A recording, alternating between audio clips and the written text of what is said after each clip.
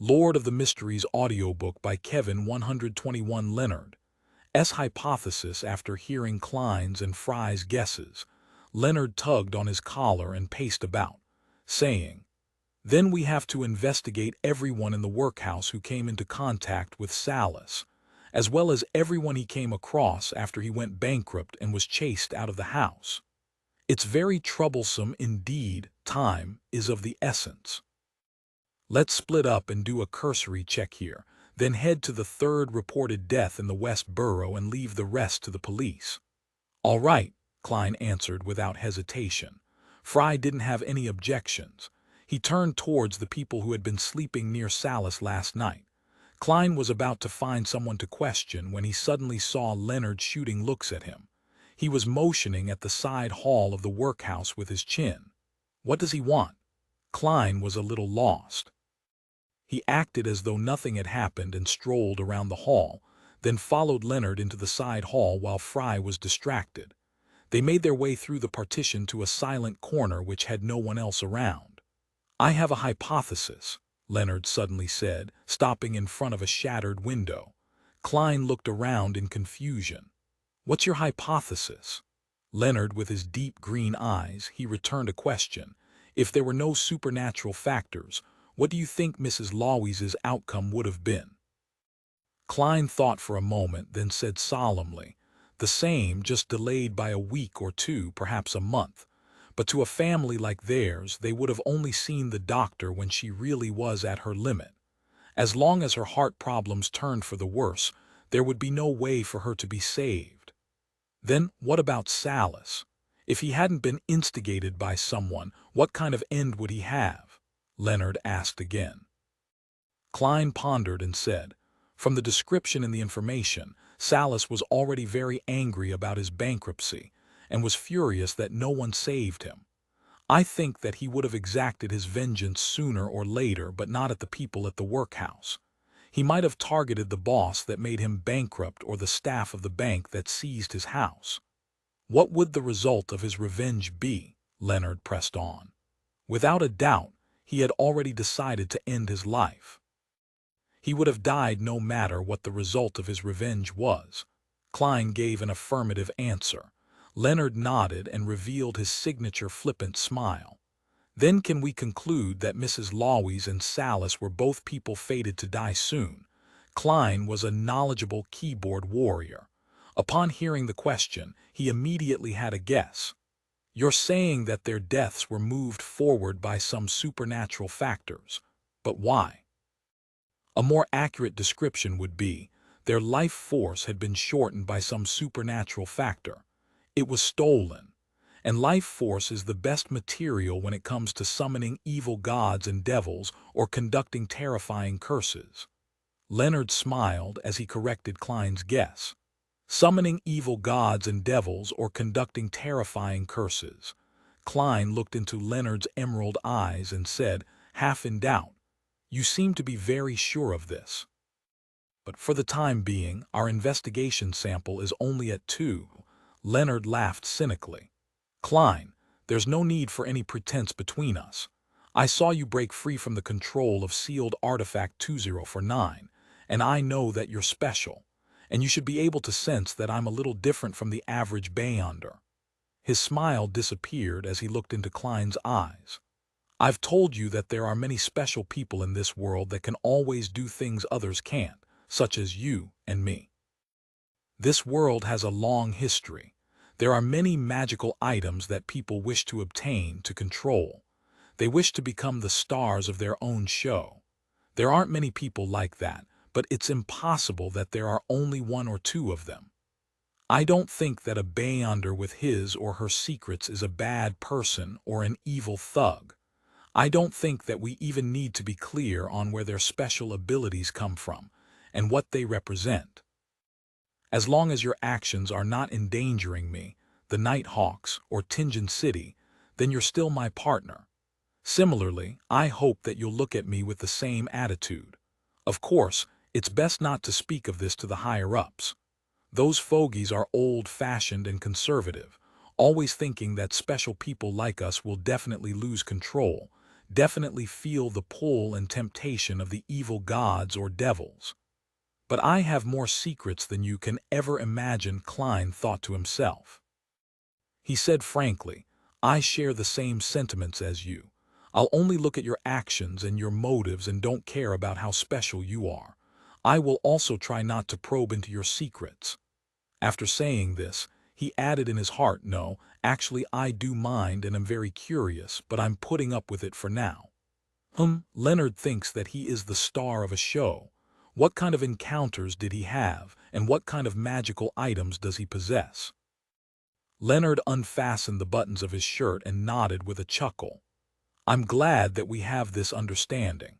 In action novels, this is called the meeting of two protagonists. The wheels of history are set in motion. How shameless! Klein gave a perfunctory smile. He knew that the phrase, wheels of history are set in motion, came from Emperor Roselle. Leonard paced around quickly. His green eyes brightened as he curled the corners of his mouth. All right, I'll be honest. I'm quite confident that the victims of these deaths would have died within the next 3 months, but their deaths have been brought forward to the past 2 weeks by someone, through some means. The other party's motive should be to summon evil gods or devils, or conduct a terrifying, large-scale curse. It is easy for the culprit to hide their murders, given that their victims already showed signs that they were going to die soon. This wouldn't attract the attention of the police department, or be disrupted by the night hawks, mandated punishers, or machinery hivemen during the culprit's preparatory phase. Klein muttered to himself and analyzed the culprit's thought process. Leonard smiled and agreed. That's right. If 3 healthy, normal people were to suddenly drop dead, it would definitely attract attention and bring about an investigation. Then how are we going to find the altar used for the ritual?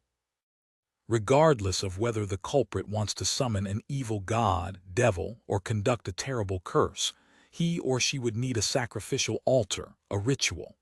The harvested life force would also have to be stored in a similar place. Klein chose to believe in Leonard, for he didn't have any other clues and was unable to make any other deductions. It doesn't hurt to try. Leonard laughed and said, Klein, isn't that within your professional domain? Can't you imagine what is happening around an altar like that? Without waiting for Klein to answer, Leonard described a thick aura of death with the altar at the center. There wouldn't be any living things other than the person conducting the ritual in a 10-meter radius. The surrounding temperature would be at least 5 degrees lower than the average temperature, with a cold wind blowing past it continuously. And the stolen life force of Mrs. Lawes and the rest will remain within the altar, sealed by a wall of spirituality. Having said that, he looked at Klein and teased, I think that you would be able to divine roughly where an altar with the following qualities would be. Klein frowned slightly and replied solemnly, as long as it's within Tingen City. Furthermore, I would need a quiet place where I wouldn't be disturbed. My house, for example. I would also need the personal belongings of Mrs. Lawes and the rest, as well. Klein's heart also skipped a beat. He felt that Leonard was a little too knowledgeable in the dark arts. No problem, Leonard laughed. He suddenly stepped past Klein and walked toward the hall, not saying anything more. That man sure has a unique style. Klein cursed in his heart and followed. When Leonard found Fry seriously taking notes, he put on a serious tone and said, I have a hypothesis and was hoping that Klein would give it a try. What hypothesis? Fry asked, appearing cold. I'll tell you if there is a result. I don't want to be laughed at by Razin and the rest. Leonard gave a whimsical excuse and changed the subject. Fry didn't ask any further. He acted according to the instructions and obtained Salas's and Mrs. Lawes's personal belongings from the nearby police station, then met his partners at Klein's house. Wait in the living room and don't let anybody disturb me. Klein took out his pocket watch and looked at the time. It was about 6 now. Melissa might come back at any time. You can trust us. Leonard put his hands on his hips and paced around the living room. Fry sat silently on the sofa. Does Leonard have ADHD? Klein pouted and went to his room on the second floor. He locked the door and sealed the room with a wall of spirituality, after which he set up an altar and asked for the help of the goddess, eliminating any disturbances. Then, Klein wrote a divination statement on a piece of paper. The position of the altar. He gave a sweeping statement to prevent himself from missing out on any information. Grabbing the piece of paper and the belongings of the dead, Klein laid down on his bed. He first recalled the scene Leonard described, then silently recited the statement 7 times. He didn't try using the world of fog firstly, because that weird and mysterious Leonard was downstairs. Who knew if he would notice something weird about the ritual? Secondly, his seer potion was about to be completely digested. It was likely that the aid of the ritual was sufficient for the success of his divination. Klein would only consider finding an opportunity to enter the world of fog if he didn't get a result. After all, the summoning of an evil god or devil was something that could threaten Benson, Melissa, and himself. With the help of cogitation, he quickly entered the dream and saw a hazy, illusory, fragmented scene. Soon after, an image floated before his eyes. It was a 2-story grayish-blue house bathed in a sunset glow. The windows of the first floor were shut tight and the dark curtains had no gaps. However, they expanded and contracted from time to time. The soil around the house was dark brown, but nothing was growing in it. The garden around the house seemed to be covered in shadows, dilapidated and dark. There was a river flowing silently near the house. Find authorized novels in WebNovel Faster Updates. Better experience, please click www.webnovel.com for visiting. Sometime later, Klein exited the dream, having not seen anything else. Leonard's hypothesis was correct. Where could that building be? There are too many rivers in Tingen City, such as the West Borough, Southwest Borough, the Harbor area, the University area. He opened his eyes and rubbed his temples as he thought, his expression serious. 122 Target Building 2 Daffodil Street. Inside the living room that was painted with the luster of dusk, Klein stood in front of the oriel window as he told Fry and Leonard. My divination revealed something. I saw a grayish-blue 2-story building in my dream. The windows on the first floor were all shut tight, and the curtains were drawn. It's surrounded by a few meters of brown soil without any greenery or flowers. It also has a terribly gloomy garden, just like the kind you find in a horror story. The only characteristic that can be used to identify it is a nearby river, a slightly broad river. It might be the Tussock River or Koi River. We could only find out through process of elimination. Hopefully, we can still make it in time. The Tussock River was the biggest river in the Lone Kingdom, coming down from the northwest where the Murmansk Mountain was. It flowed towards the southeast, passing by the Midseashire, Alwa County, and then passing through the capital, Backlund, and into the sea near Pritz Harbor. The locations where it converged in Tingen City included the southwest corner of the West Borough and the harbor in the South Borough. The source of the Koi River came from the northern York Mountain as it passed through the University District in the East Borough and locally merged with the Tussock River. Those were the 2 main rivers around Tingen. The rest could only be considered streams, and none of them had an expansive water surface. Upon hearing Klein's description, the pale and cold Fry nodded lightly in agreement. Since there were no other clues, process of elimination was the only efficient method. Just then, Leonard smiled and said, "Perhaps we can narrow down the possible locations of the target." "How do we narrow down the possibilities?"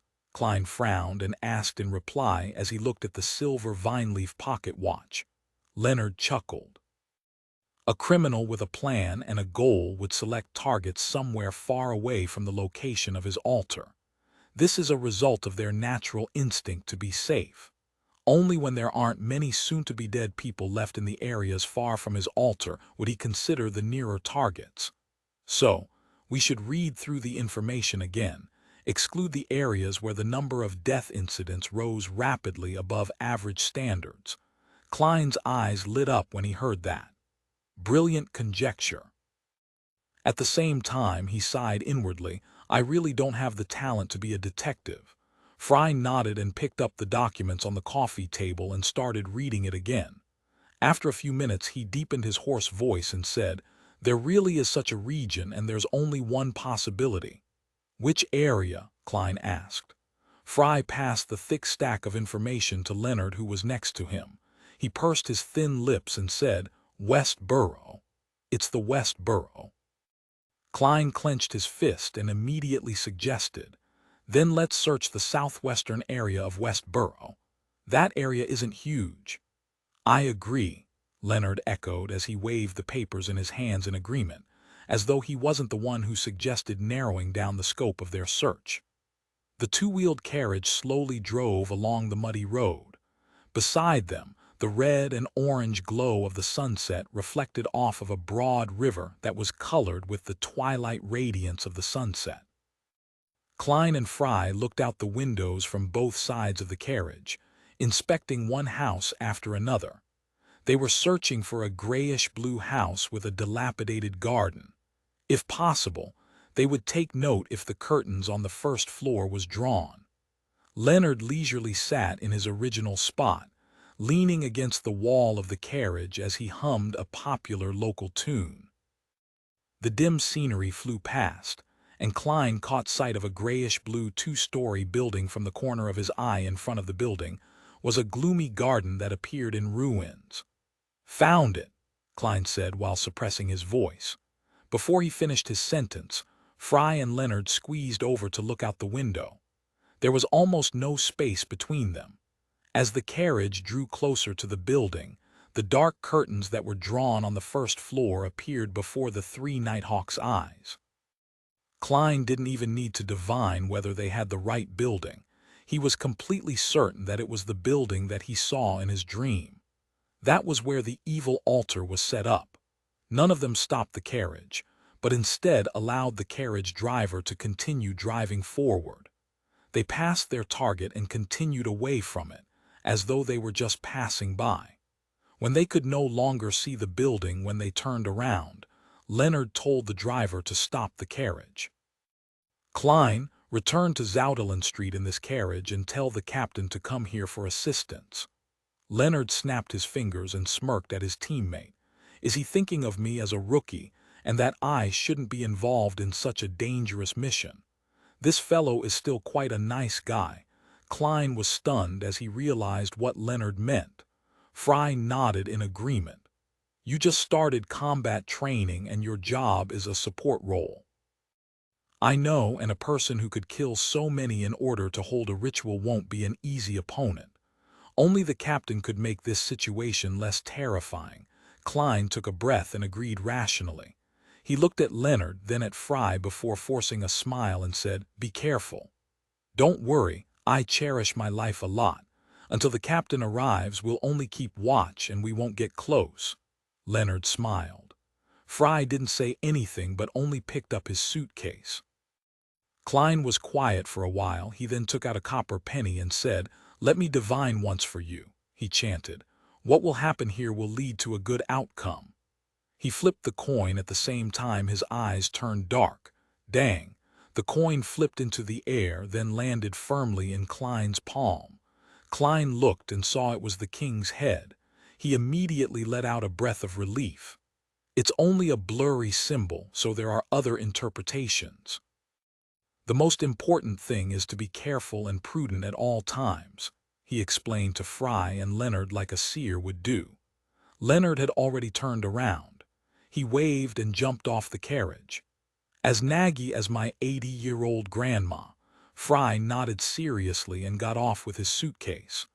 Watching both his teammates head towards the target building, Klein touched the revolver in his armpit holster and told the driver, Zoutelen Street. The driver, who had been hired by the hour, didn't object but allowed the horses to continue the journey. 36 Zoutelen Street. When Klein entered the Blackthorn Security Company, Rosen, Mrs. Oriana and the others had already gotten off work. It was unusually quiet, and Dim Dunn was sitting on the sofa in the guest area. The gas lamp was unlit, and he seemed to blend into the darkness in his black windbreaker. Found any clues? Klein, who was searching for the captain, was given a shock by Dunn's deep voice. Klein quickly turned around and looked into Dunn's gray eyes as he said, "Yes, he quickly told him about Leonard's bold hypothesis, his confirmation via divination, and the subsequent discovery of the house. As for Leonard's confidence and the uniqueness that Leonard had discussed, they were unimportant and obviously not worth mentioning."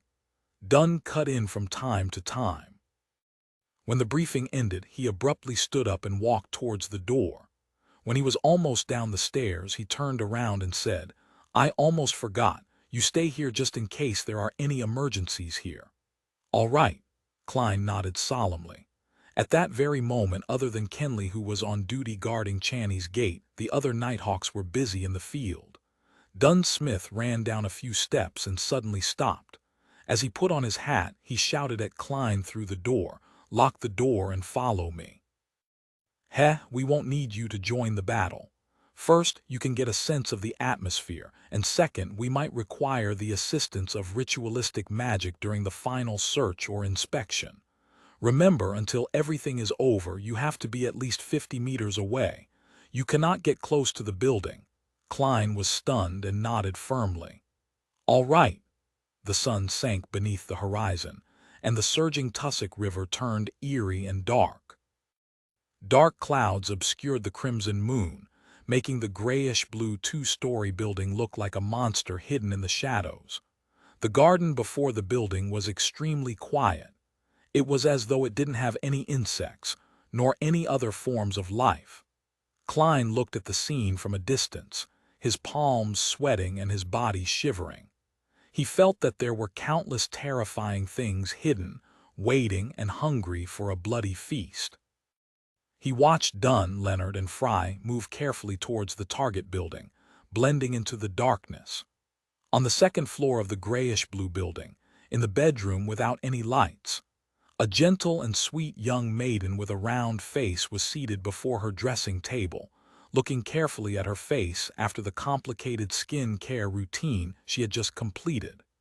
There was a silver mirror next to her right hand, its surface coarsely ground, almost unable to reflect a figure. Suddenly, a stream of blood seeped out from the mirror. The expression of the gentle and sweet-looking Trissy suddenly grew grave. She stood up, walked to the window, and looked out in silence. 123 Bayonder battle vines grew all over the dilapidated garden outside the glass windows.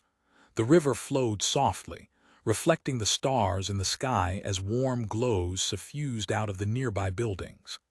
Everything was silent, as if awaiting the arrival of night. Trissy, who had ordinary features which combined to make her look surprisingly beautiful, retracted her gaze and walked quickly towards the clothes rack to retrieve a long black robe fitted with a hood. She quickly put the robe on, fastened the buttons and belt before pulling the hood over her head, transforming herself into an assassin. Trissy raised her right hand and swiped her face, immediately turning her appearance under the hood blurry. Right on the heels of that, she grabbed a handful of shimmering powder from the hidden pouch near her waist and scattered it over herself while reciting an incantation. Trissy's figure started to disappear bit by bit, her outline vanishing like how pencil marks were being erased by an eraser. She silently left the bedroom after completing her concealment spell. She moved to the opposite room and then opened the non-grilled window. With a light leap, Trissy stood on the window sill and looked over the grassy plains to the back of the building. She looked down at the steel fence that had seemingly fused with the night. There, she saw corpse collector Fry, who was silently making his way over the fence. She took in a deep breath and fluttered down like a feather, stepping onto the grassy field without a sound. Fry, who was wearing a black windbreaker, cautiously surveyed the surroundings with his custom revolver in his hand, seeking out vengeful spirits or evil spirits that might appear. He could see such entities directly. Trissy approached Fry silently, made her way behind him. It was unknown when a dagger smeared with black paint appeared in her hand. Poof! She struck quickly, plunging the dagger into Fry's lower back. But at this moment the scene in front of her shattered, as if everything was an illusion. Trissy realized that she was still standing on the windowsill, still looking over the grassy field and the steel fence. Except this time around, it wasn't only corpse collector Fry who was standing outside the fence. There was also Leonard Mitchell, who was aiming straight at the windowsill, as well as Dunn Smith. The captain of the Nighthawks was hunched over as he pressed down on his glabella, his eyes closed as formless ripples spread outwards from him. Trissy's pupils constricted. She understood that everything that had happened was just a dream.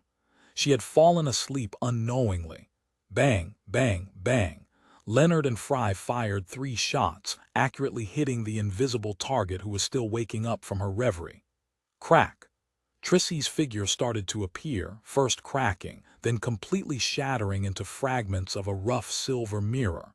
Inside the building, Trissy, who had used a substitution spell, turned around to escape.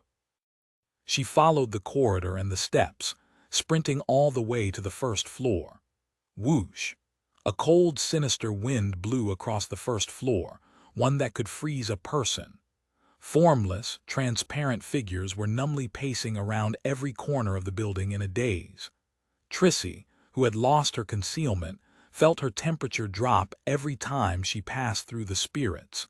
She could no longer control her shivers when she finally reached the sacrificial altar. The altar was a round table, with a figurine of a deity carved out of bone placed in the center. This figurine was about the size of a grown man's head, with only a mere indication of her eyes, but the figure was that of a beautiful woman. Her hair extended from her head to her heels, each strand clear and thick, as if they were poisonous snakes or tentacles.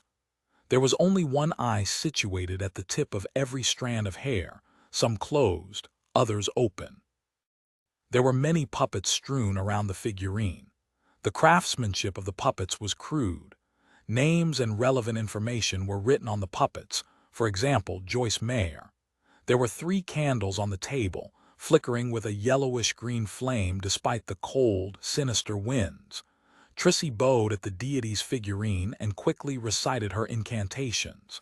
She then pushed away the puppets and extinguished the flames of the candles before picking the figurine up. Whoosh! The winds howled fiercely as they shook the closed windows violently. Clank, creak, shards of glass flew around in all directions. Fry, who had just made his way to the other side of the building, didn't dare to barge into the sacrificial altar recklessly. He shivered, feeling his blood turn cold and frosty. It was making his actions visibly slower. Suddenly, he felt tightness around his heels as though they had been grabbed by something invisible. An accentuated sense of coldness spread upwards from the point of contact. A sequence 9 Beyonder would have turned completely numb by now. But as a corpse collector, Fry was no stranger to such situations. He turned his revolver to the side of his heels and pulled the trigger. It was as if he could see who the enemy was and exactly where it was. Bang! A silver demon hunting bullet pierced the air, causing a shrill howl in response. The formless figure dissipated and Fry regained his ability to move. Elsewhere, Dunn Smith, who wanted to reach the 2nd floor by avoiding a frontal assault on the altar, was similarly affected by the cold winds. His body froze as he stopped right outside a shattered window. Whoosh! The curtains behind the window lifted suddenly and engulfed Dunn, as if a monster had just opened its mouth to devour its prey. The curtain wrapped around Dunn's head, seeming to have been imbued with life. Dunn's facial features began to press through the constricting cloth. Dunn, who was about to be suffocated, stomped down with both feet. He straightened his knees and twisted his waist, loosening the curtain's grip with raw strength alone. He grabbed a corner of the curtain around his head with his left hand and yanked it away before tossing it toward the ground. Bang! He fired a shot at the other half of the curtain behind the window, stopping it from attempting another assault on him. The curtain stopped immediately as a dark red liquid oozed out from it. Whoosh! On the field, Leonard Mitchell was reciting his poems and was also hit by the cold, sinister winds infused with the intense sensation of death. His teeth chattered, making it hard for him to enunciate his poems.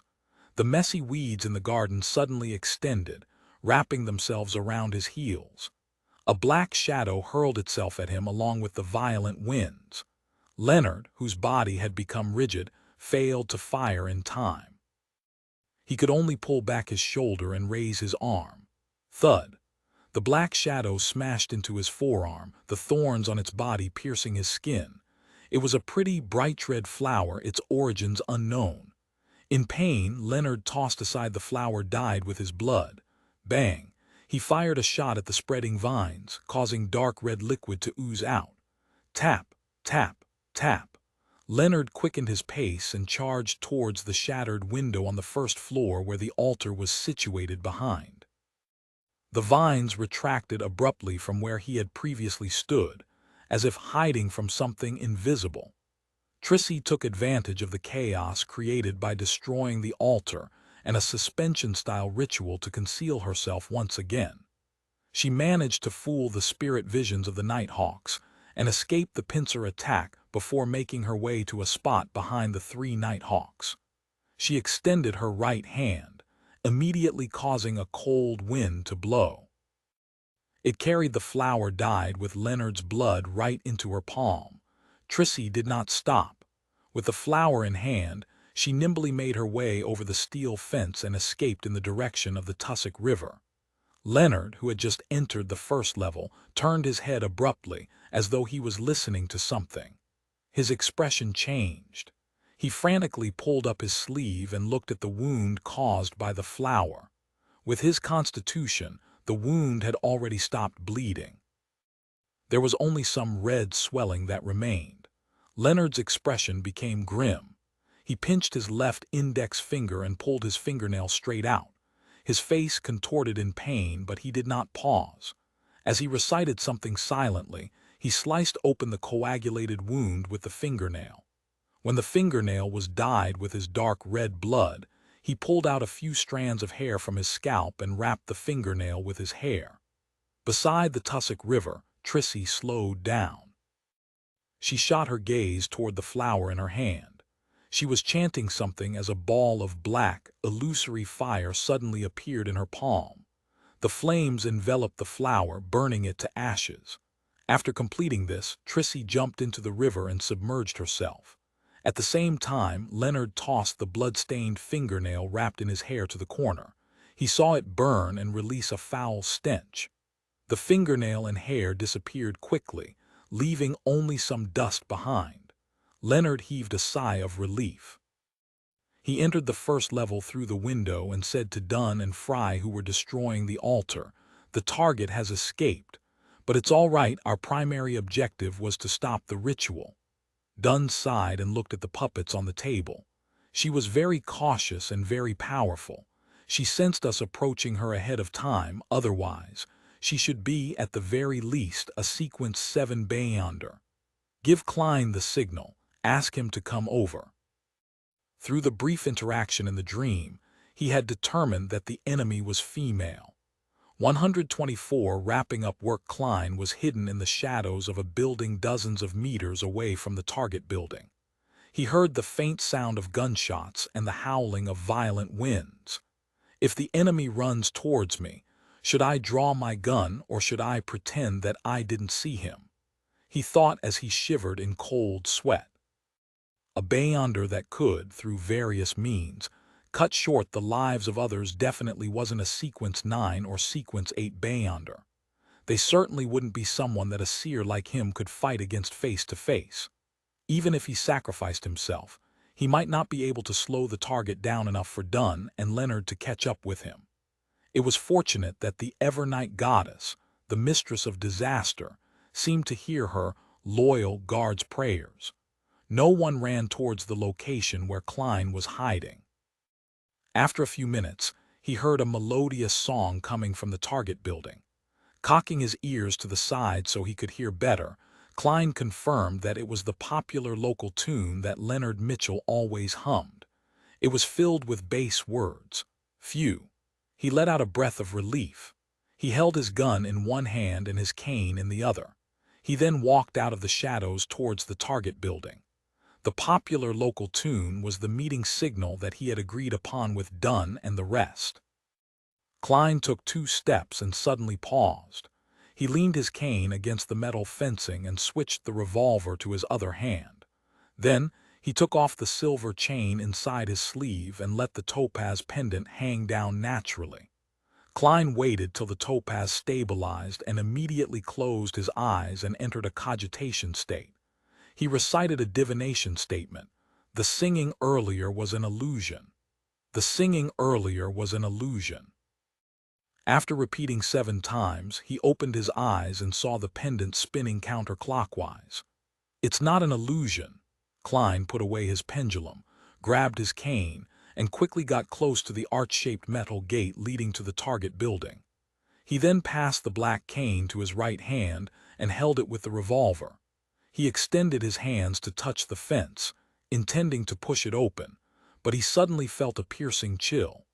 It was as though someone had poured a bucket of ice down his neck without warning. Klein hissed and jerked his hands back, his teeth clenched. It's just like winter here. Under the dim starlight and distant street lamp, he looked through the garden behind the metal fencing. He saw the withered branches, fallen flowers, and leaves covered with white frost on the brown soil. Amazing! Klein marveled in his head. He bent his fingers and tapped his glabella to activate his spirit vision. He returned his silver-inlaid cane to his left hand and pushed it against the fence to open the closed gate. The gate squeaked, and he passed through it sideways. He stepped onto the stone path that led directly to the grayish-blue building. On both sides of the path were twisted plants that seemed to resemble ghouls in the dark. The scene reminded Klein of various horror stories and paranormal films. He subconsciously slowed down his breathing and walked faster. However, after just a few more steps, someone suddenly patted his left shoulder. Badump, badump. Klein's heart skipped, then started thumping rapidly. He raised his right hand, aimed his revolver, and slowly turned around to look. In the dim light, he saw a flimsy branch that had nearly fallen off. This is what we call scaring ourselves. Klein twitched the corner of his lips, waved the cane, and knocked the branch off. He continued moving forward as faint sobs sounded in his ears. Blurry, translucent shadows appeared before his eyes. These shadows had swarmed over after feeling the breaths of a living person and the warmth of flesh and blood. Klein jumped in fright and immediately ran into the door of the grayish-blue building. This is what the captain meant by getting a sense of the atmosphere. It's much scarier than the last time I helped Sir Deweyville. The resentment of that aggrieved spirit is more rigid than the shadows. She hadn't taken the initiative to attack back then. He thought as he walked towards the altar in the middle of the living room. It was a round table full of crudely made puppets. 3 unlit candles stood amidst the puppets. Dunn Smith stood right before the altar with his back to Klein. He took one puppet after another and looked at them. Corpse Collector Fry looked at the floating shadows and extended his hand in an attempt to comfort them, but all his hand did was pass through them helplessly. The shadows didn't attack him, seemingly recognizing him as one of their own. When Leonard Mitchell noticed Klein's arrival, he changed his tone, turning his voice softer but charming. Calm as the morn without a sound, calm as to suit a calmer grief. And only throw the faded leaf, the chestnut pattering to the ground one. In the soothing recitation of the poem, Klein seemed to see a clear lake reflecting the moonlight and a crimson moon hanging quietly, high in the sky. The restless shadows calmed down and stopped chasing after the warm breath of the living nighthawks among them. Dunn put down the puppet in his hand, turned around, and said to Klein, "This is a ceremony for a terrifying curse. It's fortunate that we've already destroyed it. First prepare a ritual to comfort the remaining spirits, then try to communicate with the spirits of the dead and see if you can get any clues from them." Klein, who realized that he was no longer a burden, immediately held his chest out and said, "Yes, Captain." He reached the altar in a few steps and extended his hands to sweep the puppets off of the round table. At that moment, he noticed from the corner of his eyes that every puppet had a name and a corresponding message. "Captain, did you discover anyone you know?" Klein asked in passing. Then he glanced at Dunn as Dunn looked at him. Both of them fell silent. "I'm so silly. Why would I ask any questions that tests the captain's memory?" Klein nearly covered his face and sighed. "If it were any other boss, they would definitely find an opportunity to make my life difficult because of this. Luckily, the captain will forget about this. I wonder if that's an advantage or a disadvantage," he thought, half glad, half joking. After a short silence, Dunn seemed to finally be capable of differentiating reality from the dream world. He replied, "There's someone you know." "Who?" Klein stopped, his hand still extended to put a candle back to where it was supposed to be. "Joyce Mayer, the survivor of the Alfalfa tragedy," Dunn replied simply. "Joyce Mayer, Anna's fiancée." Klein suddenly thought of Salas in the workhouse. He seemed to have been instigated and misled by someone, causing him to bring forward his rage and committing arson. Klein retracted his right hand and said in a deep voice, "Instigator Triss." He used the lives that were cut short as a sacrifice, intending to curse all survivors of the Alfalfa tragedy, because he didn't know who uncovered his involvement and lodged a police report. If Triss took revenge directly, it would have been impossible to wipe out all the targets scattered throughout Tingen. After 2 or 3 murders, he would have been noticed by the Night Hawks, mandated punishers, and the machinery hive mind. Then, he would have lost his chance to continue his murdering spree. Klein filled in the blanks of why Triss had started all this. Dunn nodded first, then he shook his head. "Not all survivors, but only survivors in Tingen. His curse ritual can only affect the people within this range. Besides, the host of the ritual is a female, not Triss." Klein creased his eyebrows and asked, "Perhaps it's an expert that the Theosophy Order sent to help Triss?" "Yes, the origins of the Theosophy Order might involve the demoness sect. It's fairly normal for their experts to be female." Dunn smiled and said in his deep voice, "I agree with your judgment. Although we only encountered that woman and not Triss, there are guesses that we can make, such as the woman and Triss don't stay together, or that Triss was out looking for people who are dying soon." Klein didn't say anything further. He set the 3 candles in place, took out the full moon essence oil, crimson sandalwood, and other ingredients, and set up the altar quickly. After he used a silver dagger to make a sealed wall, he started praying to the Evernight goddess, the mistress of calm and silence. He prayed that the shadows inside and outside the house would be comforted completely. Unfortunately, in the subsequent attempt to communicate with the spirits of the dead, Klein could only see a little of what the spirits had seen before their deaths. There weren't any useful clues. After settling the shadows into a peaceful sleep in the dark night, he ended the ceremony and removed the spirituality wall. He then shook his head and told the others, the backlash from the disrupted ritual caused severe damage and the remnant images of the host were lost. Dunn wasn't surprised.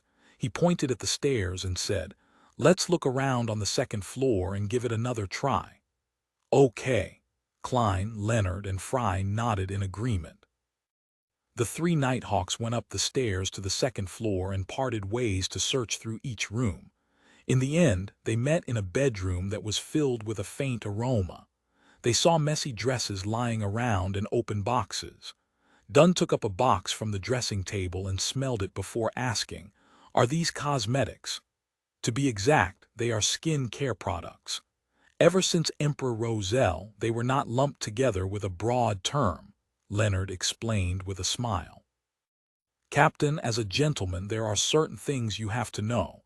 Klein didn't join their discussion but cast his gaze towards the mirror on the dressing table. There was an obvious crack on the mirror and there were shattered pieces on the rug beneath. "The Beyonder left in a rush. She didn't destroy it entirely," he suddenly said in a deep voice. "Maybe I could give this a try." "I'll leave it to you," Dunn replied in confidence. Klein quickly brought the candles up from the first floor and lit them in front of the shattered mirror. Under the dim, flickering candlelight, he took out the items like full moon essence to create a spirituality wall. After Klein prepared everything, he stood before the mirror that reflected the lights of all 3 candles and chanted in Hermes, "I pray for the power of the dark night. I pray for the power of the mystery. I pray for the goddess's loving grace. I pray for the mirror to receive a brief restoration. I pray for it to show every person that it reflected in the past month." As the incantation was being recited, a strong wind suddenly howled within the spirituality wall. The shattered pieces of the mirror swirled off the ground and returned to their original locations. The mirror that was covered in cracks suddenly rippled with a gloomy brilliance.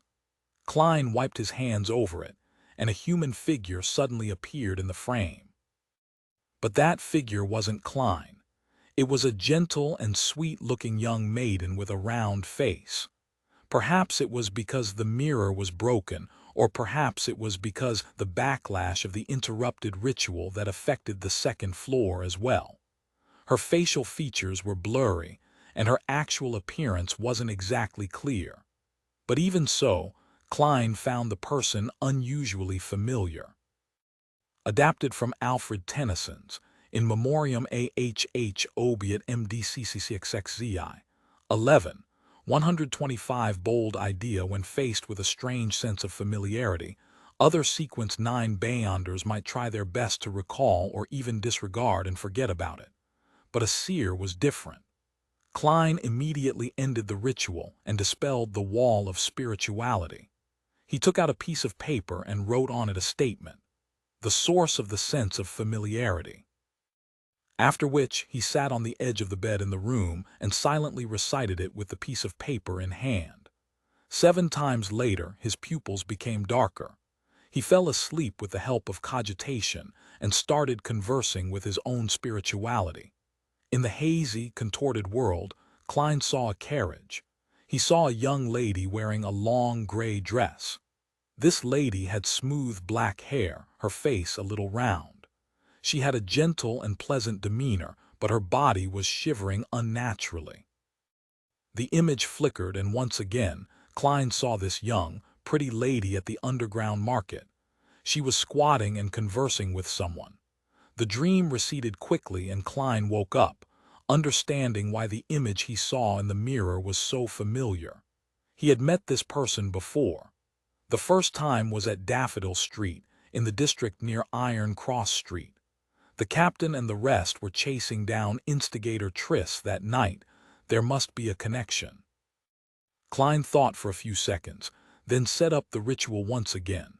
He asked for the help of the goddess to sketch the portrait of the enemy in his memory.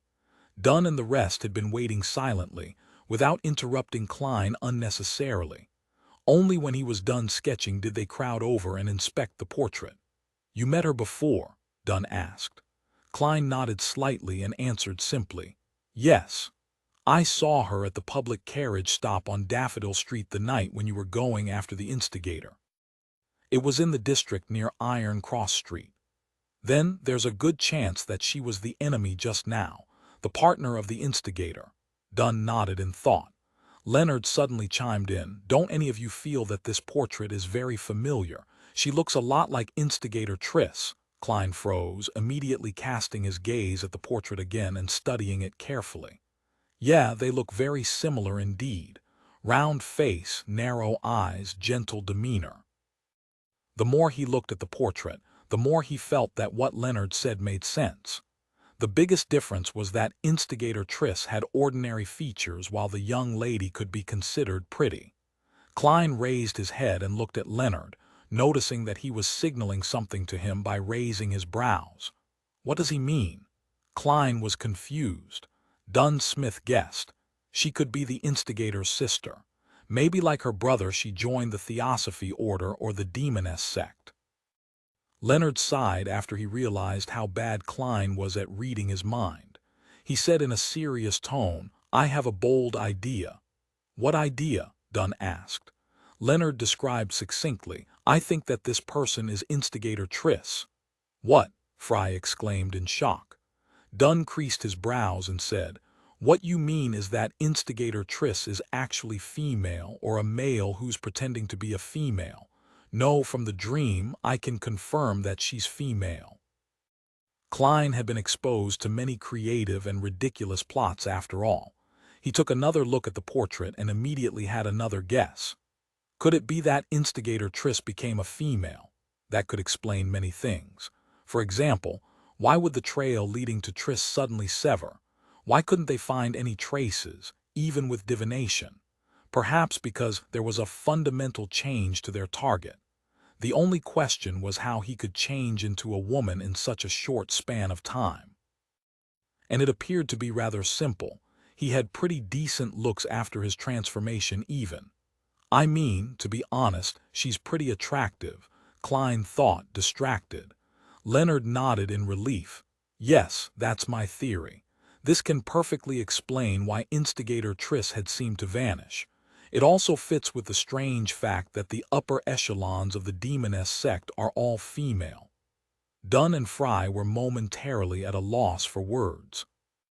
Even though they had seen many monsters and wondrous things, it was their first time dealing with a transformation like this.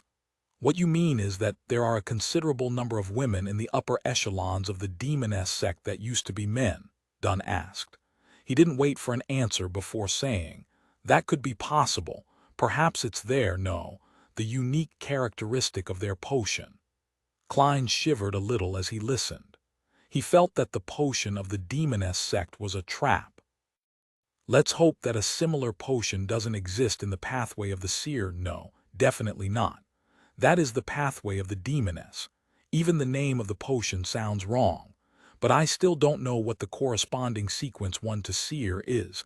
Klein subconsciously started praying to the goddess. "Can potions accomplish such a thing?" Fry asked with a little disbelief. Leonard laughed and threw up his hands. "Even a mid to low sequence potion can cause unimaginable changes. After all, they all originated from the Creator." Dunn turned to look at Klein.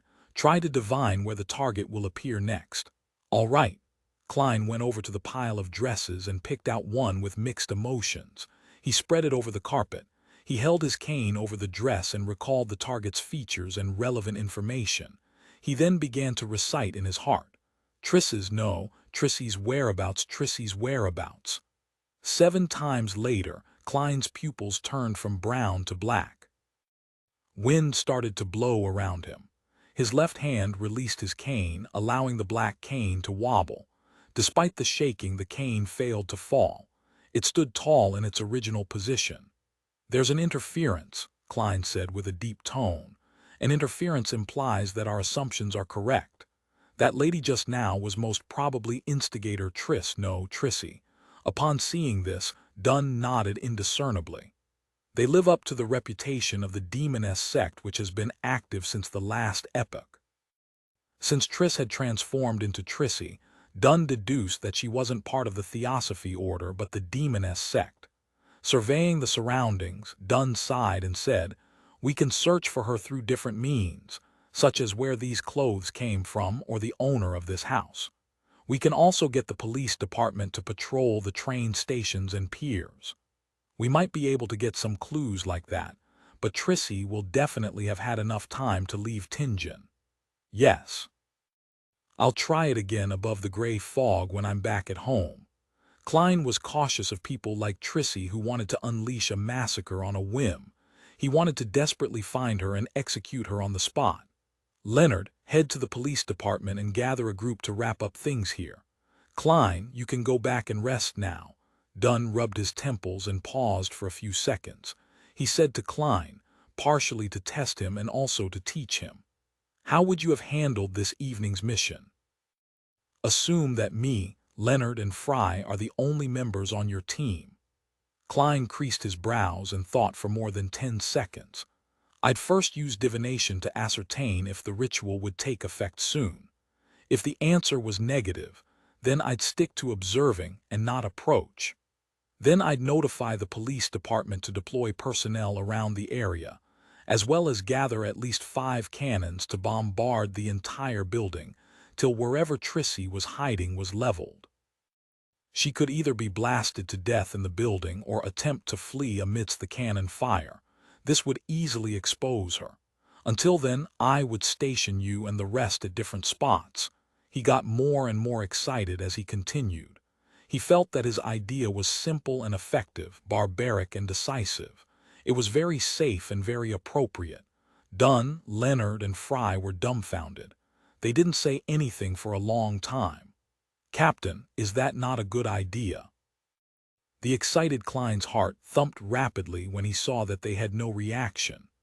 Dunn was silent for a few seconds before he said, "No, it is a good idea. But the premise is that we have to confirm that forceful destruction of the altar wouldn't create a more disastrous outcome, Sai. As longtime Nighthawks, we're accustomed to relying on ourselves, our powers as Beyonders, and guns in all circumstances. We're not used to allowing normal people to come into contact with supernatural incidents." All right, I was always an ardent fan of firepower bombardment, Klein added in his heart. Klein and Leonard walked to the carriage station about 500 meters away before they saw it. After waiting for a while, they returned to Iron Cross Street. One went to the nearby police station, while the other returned to Daffodil Street. When Klein arrived at his front door, he adjusted his clothes and made sure that everything was all right before fishing out his keys and opening the door. Melissa and Benson were in the living room, quietly doing assignments and reading books respectively under the light from the gas lamp. Benson must be tired after toiling at work the entire day, yet he perseveres in his studies after he comes home. What a determined man. I can't do that. All I can think about now is lying down. Klein glanced at his brother and smiled, giving a silent greeting by raising his hand. Benson smiled and said, "I now understand the price behind a handsome salary. There's a price for everything in this world. There's something we must give before we can gain anything in return," Klein said, leaving his cane on the rack next to the door. "That's apparently something Emperor Roselle said, right?" Melissa stopped writing and looked up. The Tianjin Technical School was different from universities and public schools. There was only 2 weeks for summer break, from late July to early August.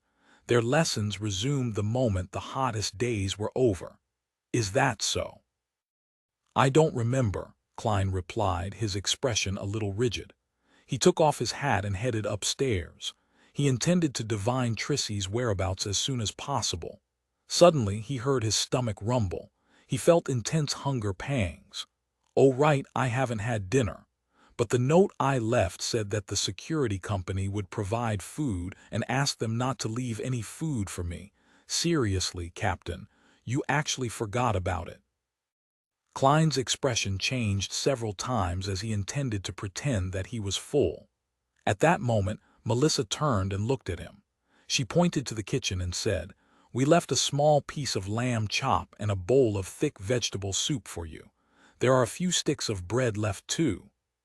After saying this, she buried her head back into her work and muttered to herself, "I felt that meals provided by work wouldn't be too good, probably making people lose their appetite." 126 Divination isn't T all-powerful, sis. You worry too much. No, you're just so meticulous. Klein was suddenly energized. He smiled and said, "Melissa, your concern is very reasonable. It's true that I'm actually a little hungry. Yeah, let me change and take a shower." Although his mouth was already watering, it was even more important to confirm instigator Trissy's whereabouts. No one knew what insane measures that bastard would take in order to exact revenge on society. "Okay," Melissa didn't lift her head but continued her revision. Tap, tap, Tap. Klein ran to the second floor and entered his bedroom. He locked the door, took off his jacket and underarm holster. Then he took out a simple silver knife from the drawer. After sealing his room with a spirituality wall, he took a breath, steadied his emotions, and walked 4 steps counterclockwise. After the usual incantation, Klein appeared once again in the lofty palace above the gray fog. He was getting used to the mad ravings that he heard during the transportation process. Having completed a few rituals that day, he massaged his temples as he was slightly tired. He willed a piece of brown goatskin to appear on the long bronze table. Klein thought seriously, then wrote down the divination statement, Trissy's whereabouts. He wasn't sure if the name was written correctly, but he could use the girl's appearance and other detailed information as a guide as well. He held the goatskin and leaned back into the chair. He recalled the things related to Trissy in his head, then recited the divination statement 7 times. He emptied his mind, closed his eyes, and entered a dream state with the aid of cogitation. In the illusory scene amidst the fog, he saw a steam engine that spurted dense smoke and sparks. He also saw the rows of leather seats in a clean train carriage. The gentle and sweet-looking Trissy with her round face and long eyes sat near a window. There was a checkered fishnet hat on the table before her. Klein made repeated attempts to confirm the train number, but he failed to discern it. Soon, he couldn't stand the pressure and left his dream. The long bronze table and illusory crimson stars appeared before his eyes again. I could only confirm that Trissy took the steam locomotive and left Tingen. There weren't any more clues. It seems like this mysterious space only helps me eliminate interferences, but it doesn't do much to enhance the standard of my divinations. Klein rapped the edge of the table and thought about his next step. Through the divination, he could be entirely certain that the target had once been instigator Triss. The new Trissy, however, was already fleeing Tingen. Given the circumstances, he didn't think his new divination would help Dunn. Klein quickly made a decision. Captain already said that he would send a telegram to Backlund, Enmat Harbor, and other main stops along the railway, so that Trissy will be placed on the wanted list throughout the country. I won't report the divination result then, in case it would draw suspicion towards me. Klein quickly made up his mind, because regardless of his warning, Dunn was already using the most appropriate measures to follow up on the matter. Since he couldn't see the train number in the dream divination, using the spirit pendulum and other methods would be equally ineffective, even if he attempted to do so by process of elimination. It was just like the situation with the red chimney. At that moment, he felt mentally drained, so he didn't stay above the gray fog any longer but enveloped himself with his spirituality and simulated the feeling of falling. When he returned to his room, his mind was filled with the thought of tasty, glistening mutton. I must add some fennel, praised the lady. Klein swallowed his saliva, swiftly removed the spirituality wall, and opened his door. Thank you for listening to the story on KevinAudio.com. The next morning at 20 minutes to 9, he entered the Blackthorn Security Company with his cane in hand. Good morning, Klein. I have good news. Rosen waved her hands excitedly from behind the reception desk. Klein's eyes lit up as he asked, We caught Trissy. Trissy, who is she? The green-dressed Rosen looked lost. You probably don't know her. What's the good news? Klein redirected the topic. Rosen replied with a glowing smile, The captain's request has been approved. The police department is going to transfer 2 police staff members who have come across supernatural incidents to be clerks here. I finally don't need to frequently stay up all night, praised the lady. That's great news, Klein echoed sincerely. After exchanging a few more pleasantries with Rosen, he went through the partition and went underground. He planned to continue with his mysticism lessons. When he passed the captain's office and the Nighthawk's recreation room, he popped his head in and looked around. He saw that Dunn, Leonard, and the rest were still there. It meant that the search and elimination investigation the night before had failed to return anything worthwhile. The rest would be handed over to the police department so that they could take care of the tedious follow-up tasks. At first, Klein wanted to chat with the captain to get an update on the situation, but he saw that captain was busy typing telegrams, so he decided not to disturb him. He could ask the captain again at lunch. He went underground by following the stairs and saw the two classic gas lamps in their metal racks. He saw the ever-quiet corridor which was lit up by the light behind the glass. He breathed in the cold but refreshing breeze, took a few steps, and suddenly stopped. He suddenly looked towards the gas lamp and his eyebrows gradually creased. He had made a crucial mistake, a mistake that could only be made by someone with knowledge from Earth. In his divination above the gray fog the night before, Klein had seen Trissy taking a steam locomotive. Hence, he subconsciously believed that it was something happening at that moment. But this world had yet to invent electric lights or similar equipment. When the sky grew dark, there were almost no steam locomotives in operation that ferried humans. Klein, who was accustomed to trains which operated at night, had instinctively missed out on that fact. In other words, it wasn't something that happened last night. It was a scene from the future, which meant that it was going to happen that day or the day after. Klein's heartstrings tightened and he paced back and forth. Then he went upstairs again. Find authorized novels in Webnovel Faster Updates. Better experience, please click www.webnovel.com for visiting. He knocked and opened the door to the recreation room, and he saw that Leonard was reciting a poem by the window, looking helpless. Klein ignored Kenley, Royale, and Sika Tron, who were playing cards. He looked towards Leonard and said, "I have a question for you. Would it be that you want to learn tricks to entertain the ladies?" Leonard teased, putting down selected poems by Roselle. He exited the recreation room and followed Klein halfway down the stairs that led underground. He then looked into Klein's eyes and said with a chuckle, "It seems like you did a successful divination last night." Klein didn't explain further but said straightforwardly, "I divined that Trissy will leave on a steam locomotive." After their conversation at the workhouse in the West Borough, he didn't mind appearing slightly special before Leonard. "Steam locomotive. The earliest train is at 7 in the morning." Leonard took out his pocket watch from his shirt and flipped it open to take a glance. "No time to waste. I'll tell the captain that I received a reliable tip." He quickly went upstairs and left the Blackthorn Security Company. After waited downstairs for a few minutes, he returned and went into Dunn Smith's office. Klein heaved a sigh of relief and watched the captain send a telegram after gathering the other Nighthawks who were playing cards. They soon left out the door. Recalling what happened earlier, he felt conflicted. It was a different lesson than the one he received from the death of the suited clown. He had committed a mistake with similar characteristics which made him seem to understand this lesson more, leaving a deeper impression on him. Turning past the armory and entering the duty room, he took off his top hat and coat, then hung them onto the clothes rack naturally.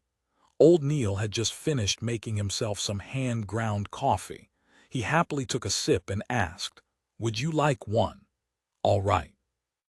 Klein sat down as carefree as if he had returned home. Old Neil glanced at him and frowned, quipping, "Still 3 cubes of sugar with a spoon of milk. You're such a sweet tooth. This is harmful to your teeth and your body." "No, no, no, I only like it sweet when I'm drinking coffee. When I have grilled steak or roasted meat, I prefer rose salt, black pepper, fennel, and other condiments." Klein always believed that he was a fan of all flavors. Old Neil finished the coffee quickly. He pushed it over and said, "Do you want to take a break or start straight away?" "Let me settle down for a few minutes. The captain and the team got a tip about Trissy's whereabouts and they are on the way to the steam locomotive station. I wonder what the outcome will be," Klein sighed. Old Neil clicked his tongue and said, "Is the tip detailed enough? Are they sure which train it is?"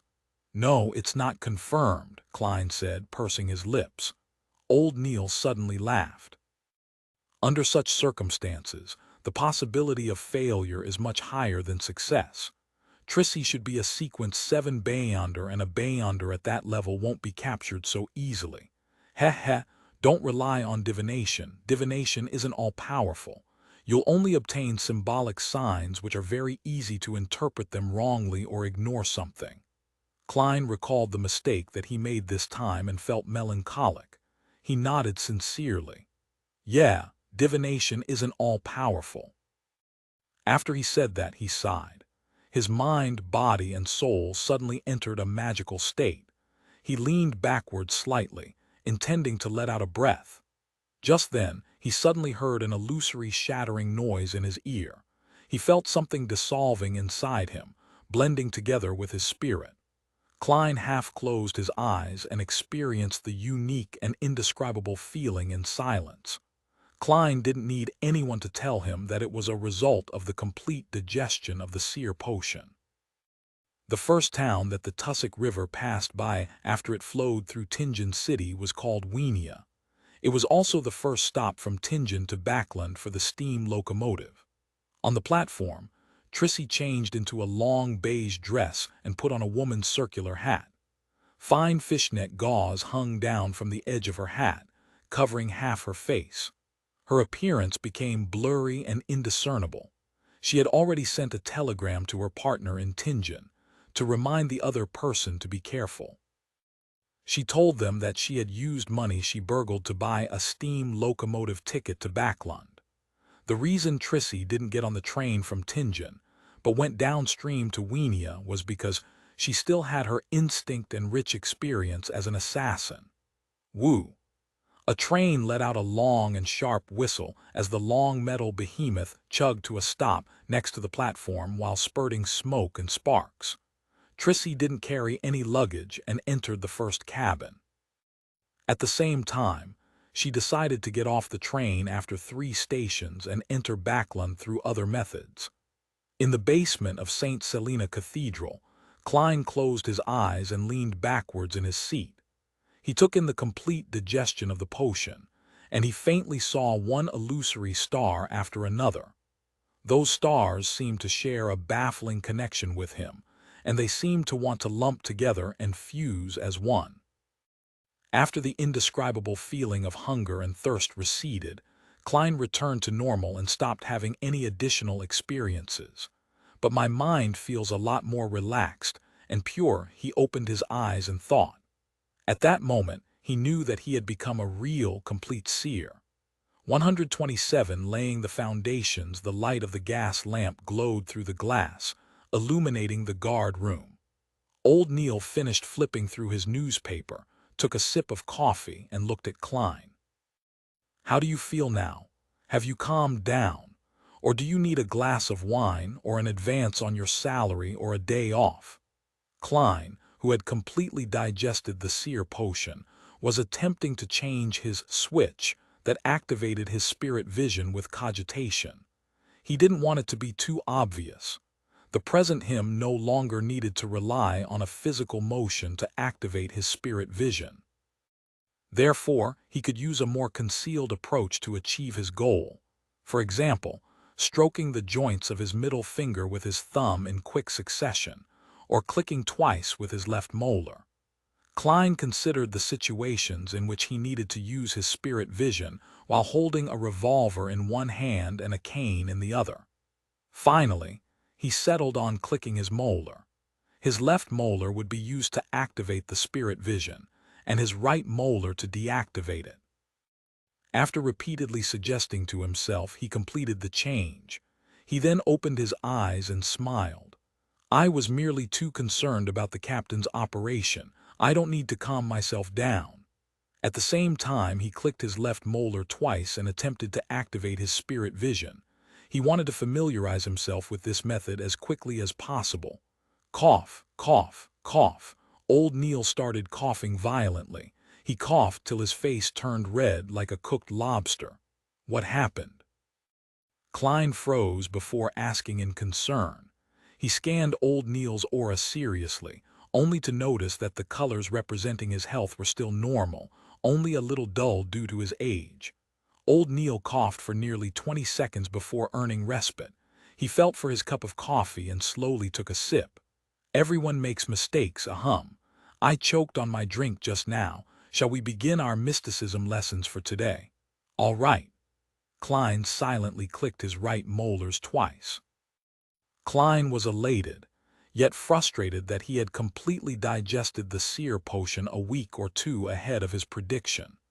He was naturally glad that he was freed from the risk of losing control and would advance soon, obtaining even more Beyonder powers. That was something anyone would be happy and excited about. But he was also frustrated, as it disrupted his plans and schedules. Considering the fact that he still had to stay with the Tingen Nighthawks for some time, Klein thought that secretly advancing to Clown wasn't the wisest choice. If he did so, he would be constantly worried about being exposed, and he would be unable to use his abilities when there were missions, making it even more dangerous for himself. He planned to learn from spirit medium Dolly and submit an application to the higher-ups. He would use his contributions to obtain the recipe and extraordinary ingredients before officially advancing into a Sequence 8 Nighthawk. But there was a difference between grasping a potion in a month and in a year. Klein could bear the scrutiny of the Holy Cathedral and become a talent for nurturing, but he didn't want the higher-ups to suspect him. He needed to find a convincing reason to explain his circumstances. He had planned to use the time before the seer potion was completely digested to lay some foundations with the captain. For example, he would mention that he felt his spirituality become more active whenever he went to the divination club, or pretend to casually describe the laws of a seer that he had derived from helping other people divine their fortunes. He could also mention that he didn't hear any voices that he shouldn't be hearing, or see things that are not for his eyes. This way, the higher-ups of the Nighthawks would think that he had unintentionally learned something from Dolly when completing his mission, and had done a more thorough job than her. This would make the higher-ups focus more on summarizing the laws and discovering the acting method, reducing the suspicion placed on Klein. That way, I could even help the captain and the rest learn about the acting method, Klein added in his heart. He felt that Dunn Smith was a good captain. He had no glaring flaws other than his poor memory. Thus, he wanted to reduce the risk of Dunn losing control and make him more powerful.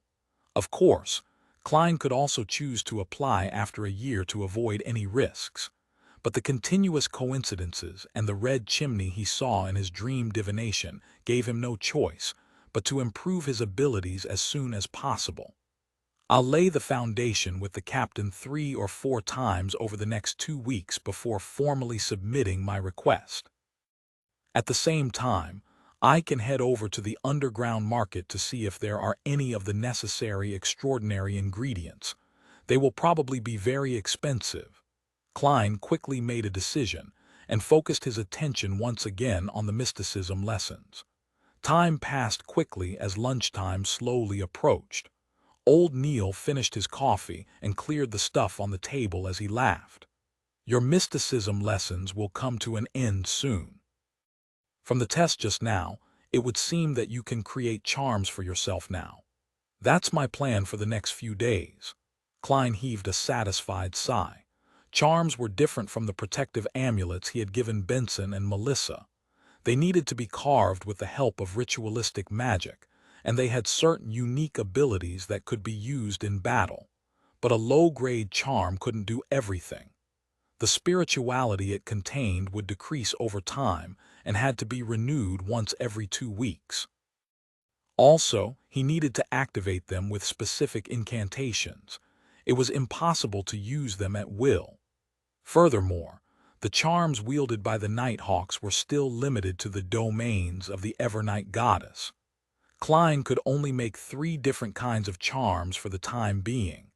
The first was the slumber charm, and its effect was similar to Dunn Smith's and Leonard Mitchell's ability to put someone to sleep with their singing.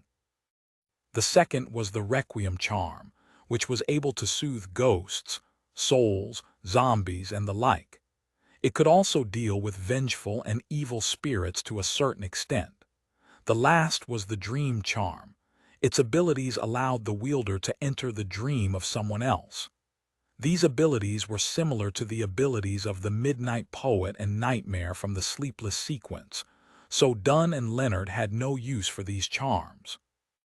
Corpse Collector Fry, Sleepless Rial, and Kenley would bring one or two along with them, but they hadn't needed them in a long time. They frequently brought their charms back to Old Neil so he could recharge them. Old Neil glanced at Klein and smiled. I remember you saying that you practiced a lot this month and have run out of materials. Are you going to the underground market? Klein was taken aback at first before he nodded with a pained heart. Yes. He clearly knew the prices of the ingredients. He could only hope that he succeeded in making the charms on his first try instead of wasting materials. After being presented with the mission of bringing lunch underground, Klein put on his jacket and hat before returning to the Blackthorn Security Company on the second floor with cane in hand. As he walked past the entertainment room, he saw that Leonard and the rest had already returned and were enjoying their lunches. Knock, knock, knock. He knocked on the captain's door. Please come in. Dunn's mellow voice sounded. Klein pushed the door open and took off his hat. Captain, did you catch Instigator Trissy? Dunn rubbed his temples and shook his head in exhaustion. We didn't find her at Tingen Station, but according to the telegraph we received from Backlund, a passenger saw her in the first-class carriage of the earliest train. Regrettably, she got off in the middle of the journey. How regrettable. Klein sighed, even though he had expected this. Divination isn't all-powerful. Dunn's gray eyes swept past him. There's no need to be depressed. It isn't easy to capture a sequence 7 Beyonder. At the very least, we disrupted Trissy's evil ritual and saved at least 40 innocent lives. Furthermore, we understand her situation now. She can no longer commit crimes as she wishes. If she tries to do something similar, she'll be noticed, discovered, and reported at any time. Sooner or later, she'll be captured by the Nighthawks, mandated punishers, or the machinery hive mind. It's even possible that she'll be killed. Let's hope that is the case. May the goddess bless us. Klein drew the crimson moon on his chest. Following that, he paused and pondered over his words. Captain, I haven't heard unwanted voices or seen unwanted visions for over a week now. Also, that's true even when I am in cogitation or using my spirit vision. Really? Dunn creased his brows, puzzled. Klein immediately elaborated. I feel that I'm not far off from achieving full control over the Seer potion. This could be due to my frequent visits to the Divination Club and helping others tell their fortune. Why do you think so? Dunn immediately changed his seating posture, his expression lost. Klein added a stammer into his sentence. Every time I head to the Divination Club, I can feel my spirituality becoming more active, and every time I help someone divine something, my heart, body, and soul become more relaxed. I've also come up with a set of rules for a seer. I've been following it strictly, just like how a mystery prior can do as you wish, but do no harm. I found inspiration from this maxim and tried coming up with a maxim designed for seers. I think that this might be an effective way to help Beyonders gain control over their potions faster and reduce the risk of losing control, just like Madame Dolly, who has always been a spirit medium. It was unknown when Dunn had taken out his pipe. He placed it at his nose and took a whiff, seemingly forgetting about Klein as he thought for a few minutes. A remarkable guess and an interesting trial. Klein had only wanted to briefly mention it this time around to set up an underlying reason, so he did not say anything further. He switched to a half-joking tone and said, Perhaps I'll be the fastest Nighthawk in history to gain control of a Sequence 9 potion. May the goddess watch over you, Dunn blessed him, not taking him seriously. He then slipped into deep thought once again. Witnessing this, Klein turned around and said his goodbyes before leaving the captain's office. He was closing the door to the room when he suddenly thought of another difficult question. How in the world was he going to act as a clown? Must I join a circus? There are no fixed circuses in Tingen. They're all roaming ones. Klein's expression became a little bitter. Being a seer was still a rather respectable occupation. Klein would still be able to hold his head up high even if he was spotted by someone he knew. But if he became a clown, there was no way his reputation would hold. Perhaps there are other ways of acting as a clown. There were no circuses or clowns when the blasphemy slate was revealed to the world. Forget it. I won't have the chance to advance for another 2 or 3 weeks, so there's no need to deliberate over this for now. Klein avoided the question and headed to the reception area. He walked toward Rosen, Mrs. Oriana, and Brett to fetch his and old Neil's lunch. 128. The impoverished fool. After eating lunch, Klein only rested for half an hour before he rushed to the shooting club to practice with his revolver. He didn't dare to relax, not one bit. After practicing his shooting skills day after day and expending more than 1,000 bullets, he was finally shooting well enough to earn Dunn Smith's basic approval. He was pretty good at fixed target shooting. After practicing for a while, he put away his revolver and took the public carriage to a stop close to the house of his combat teacher, Gawain. Then he walked for 10 minutes before arriving at the door. He changed into his night training suit that had been left to dry in the sun. After running, skipping rope, lifting weights, squatting, and other exercises, not to mention footwork and punching training, he was covered in sweat and felt exhausted. Take a break for 15 minutes. Gawain's blonde white hair and deep facial lines made him look hard and stern. He took out his pocket watch and flipped it open to glance at the time. Since they first began training, he had ultimately maintained his silence. He only spoke to Klein when there was a need to switch training methods or to correct one of Klein's mistakes whenever one arose. Klein panted for air, but he didn't dare to rest straight away. He paced back and forth slowly. The most direct feedback of his combat training was that he was much tanner. His skin had turned bronze under the sun. Gawain put away his pocket watch and stood next to the crude training field behind his house. He crossed his arms as he watched Klein cool down. He was as quiet as a marble statue. "Teacher, besides fighting with fists, would you teach me how to use a straight sword, broadsword, rapier, and spear?" Klein asked proactively. He was in a good mood, as he had just digested the seer potion. He had seen weapons like the straight sword and rapier in Gawain's collection room before. There was also chest armor and full body armor. He knew that Gawain wasn't only good at fighting hand-to-hand. Bathed in sunlight, Gawain swept his gaze at Klein. He lowered his voice and replied, "It's useless for you to learn any of those. Those weapons have all fallen behind the times, and their only place is in museums or the private collections of collectors." He fell silent for a few seconds before adding with a voice that had experienced the vicissitudes of life, "They have been eliminated. You should focus on guns. Even combat is merely supplementary." Klein looked at his listless teacher and chuckled as he spoke. "I don't think so. Every minister, every member of parliament, every general, every one of them thinks so," Gawain said, clenching his teeth. Klein stopped and acted like he was a true keyboard warrior. He responded with ease and fluency, "No, they have merely retreated from the front lines of a battlefield. They still have their uses elsewhere. Why does combat have to be used against firearms? They could be used together.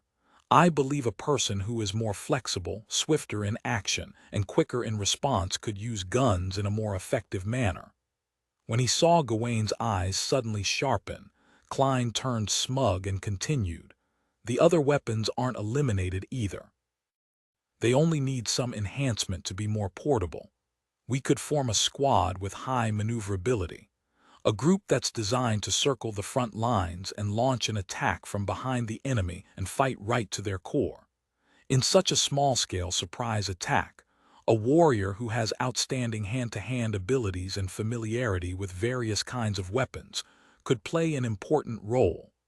You can imagine such a scene. Klein gave full play to his ability of knowing a bit of everything. He mixed and matched all the combat tactics the special forces on Earth had and described them to his teacher. He wasn't sure when Gawain's breathing became heavier. He stood there without moving an inch, seemingly unwilling to break the scenes he imagined. Klein stole a glance at the man's reaction. He felt smug in his head as he cleared his throat and said in a restrained manner, "Teacher, what do you think about my plan? Is there any possibility of realizing it?" Gawain's body quivered as though he just awoken from a dream. He looked deeply into Klein's eyes and said, "Your break is doing you well. Repeat the whole set of exercises 10 times. Huh, Klein looked lost. Very soon he started running and snapped back to reality. He roared in his heart, 10 sets. Teacher, no. I don't want to celebrate my complete digestion of the seer potion like this. Hey, didn't you gain any inspiration at all?" Looking at Klein running towards the other side of the training field, Gawain suddenly uncrossed his arms and covered his face with one hand. He closed his eyes tightly, and the wrinkles on his face were deep and obvious. After nearly puking from exhaustion, Klein took a shower, changed clothes, and bade a still silent Gawain farewell. He took the public carriage and left. He didn't return home directly, but headed to Evil Dragon Bar near the harbor. He planned to inquire about the price of Beyonder ingredients and buy items for making charms. On the way, Klein kept his mind on his tiny stash that he was carrying with him. He forced himself to stay alert and reached his destination with great difficulty. "I need to save £4 for the remaining balance that I owe to the detective company. I can only use £3.05 solely tonight." He touched the paper notes in his pocket before grabbing his cane and alighting the carriage. At that moment, the sun had already begun slipping below the horizon. All the houses were gradually tainted with a twilight luster. The boxing matches and rat-baiting with dogs were already warming up in Evil Dragon Bar. After passing through the billiard room and numerous rooms, Klein finally entered the underground market. He looked to the left and right, but he didn't see Monster Ademisol, who was always active around there. Didn't old Neil say that Ademisol only managed to survive because the boss of Evil Dragon Bar feeds him? Klein asked himself curiously. As a nighthawk, he remained vigilant to matters like that. He approached the brawny man guarding the door and asked, "Where's Ademisol?" The brawny man replied without a smile, "I have no idea where he's sleeping. He's been like that lately. He lies down and shivers and chants, 'Dead, dead, all corpses, everyone has to die.'" What scenes did he see this time? What triggered him? Klein creased his eyebrows slightly and asked for more details. He wanted to know where Ademisol was sleeping, but the guard didn't know either. "When I'm done, I'll look for him via divination to see what he's been through." After taking note of this, Klein walked towards one of the 2 rooms at the end of the trading market. According to old Neil, the room on the left was for loans and repayment, while the room on the right was for the buying and selling of precious items, including Beyonder ingredients. When he opened the door to enter the room on the right, Klein realized that there was a partition that separated it into 2 spaces, the inside and the outside. There were another 3 customers waiting on the outside. He lowered his silk top hat and queued behind the 3 customers. He leaned his body forward and supported himself with the cane as he waited in silence. Soon, the door of the partition opened, and a customer in a bluish-gray harbor worker uniform came out. He kept his head low and left in a hurry. Klein lightly clicked his left molar twice and looked at the man with spirit vision. He then looked at the other 3 customers. There was nothing wrong with them other than the usual minor illnesses that people had. After another 10+ minutes, It was finally his turn. He opened the door and entered the room that was lit with a kerosene lamp. He locked the door and took the seat that belonged to the customer. He looked towards the old man wearing a black felt hat opposite him. "I'd like to know what Beyonder ingredients you have, and at what prices they are being sold." The cheek muscles of the elder were droopy, and the wrinkles at the corner of his eyes were deep, but his body was well built. He didn't find Klein's request weird because many customers weren't willing to let another person know what they wanted to buy before they confirmed that the seller had it available. Generally, they wished to be introduced to all options. The old man flipped to the newest pages of the notebook, stole a glance at Klein, and took a sip of his honey wine before he said, "Water Ghost's brain tissue costs from 3 to 15 pounds depending on how intact it is. Star Crystal, 150 pounds per 50 grams, 200 pounds for one queen bee grass, 170 pounds for an adult black-spotted frog, 280 pounds for human-faced rose, but there's only one." Klein controlled his emotional response. After he listened to the old man's introduction, he was surprised that an underground trading place like this had fewer than 30 Beyonder ingredients. As he touched the notes worth 7 pounds in his pocket and thought of Miss Justice's attitude towards 1,000 pounds, he sighed. "Unfortunately, there is nothing I want." Without waiting for the elder to pose any further questions, he quickly turned around to open the door and made an exit. He returned to the underground market and looked around blankly. He stood there for a while and sighed with a bitter smile. "I'm probably the poorest boss among all the secret organizations." That only steeled his resolve of getting ingredients internally from the Nighthawks or through exchanges with Justice or the Hanged Man. After circling the underground market twice, Klein picked and purchased ingredients to make charms, such as a partially finished silver piece, herbal powders needed for rituals, and natural ores. He spent £1.15 solely in total. "My private stash of money only has £5.10 solely left. Excluding the final payment to the detective, I still have £1.10 solely." After Klein silently did the math regarding his financial situation, he felt helpless. Of course, he knew very well that he had only been working for just over a month. If the time span had been extended to a year, he should have been able to save up more than £100. "In another 2 weeks, I'll have to tell Benson and Melissa that I've gotten a raise to £3. We can hire a maidservant, but I won't have a private stash of money anymore," Klein thought as he walked towards the exit of the underground market. Just then he saw old Neil in his classic black robe entering slowly. "Got everything?" old Neil greeted with a chuckle. "Yes," Klein answered frankly. Old Neil tisked immediately. "You came really early." "That's because I'm still hungry, but you've already had your dinner." Klein chatted casually with old Neil. After a while, the boss of Evil Dragon Bar, Swain, walked in with his Navy officer uniform draped over him. He approached the two of them with a mask of solemnity and lowered his voice. "I need your help." "What happened?" Old Neil suddenly turned serious, and Klein couldn't help but feel a tug at his heartstrings. Swain's brown hair was messy, and there was a strong smell of alcohol in his breath.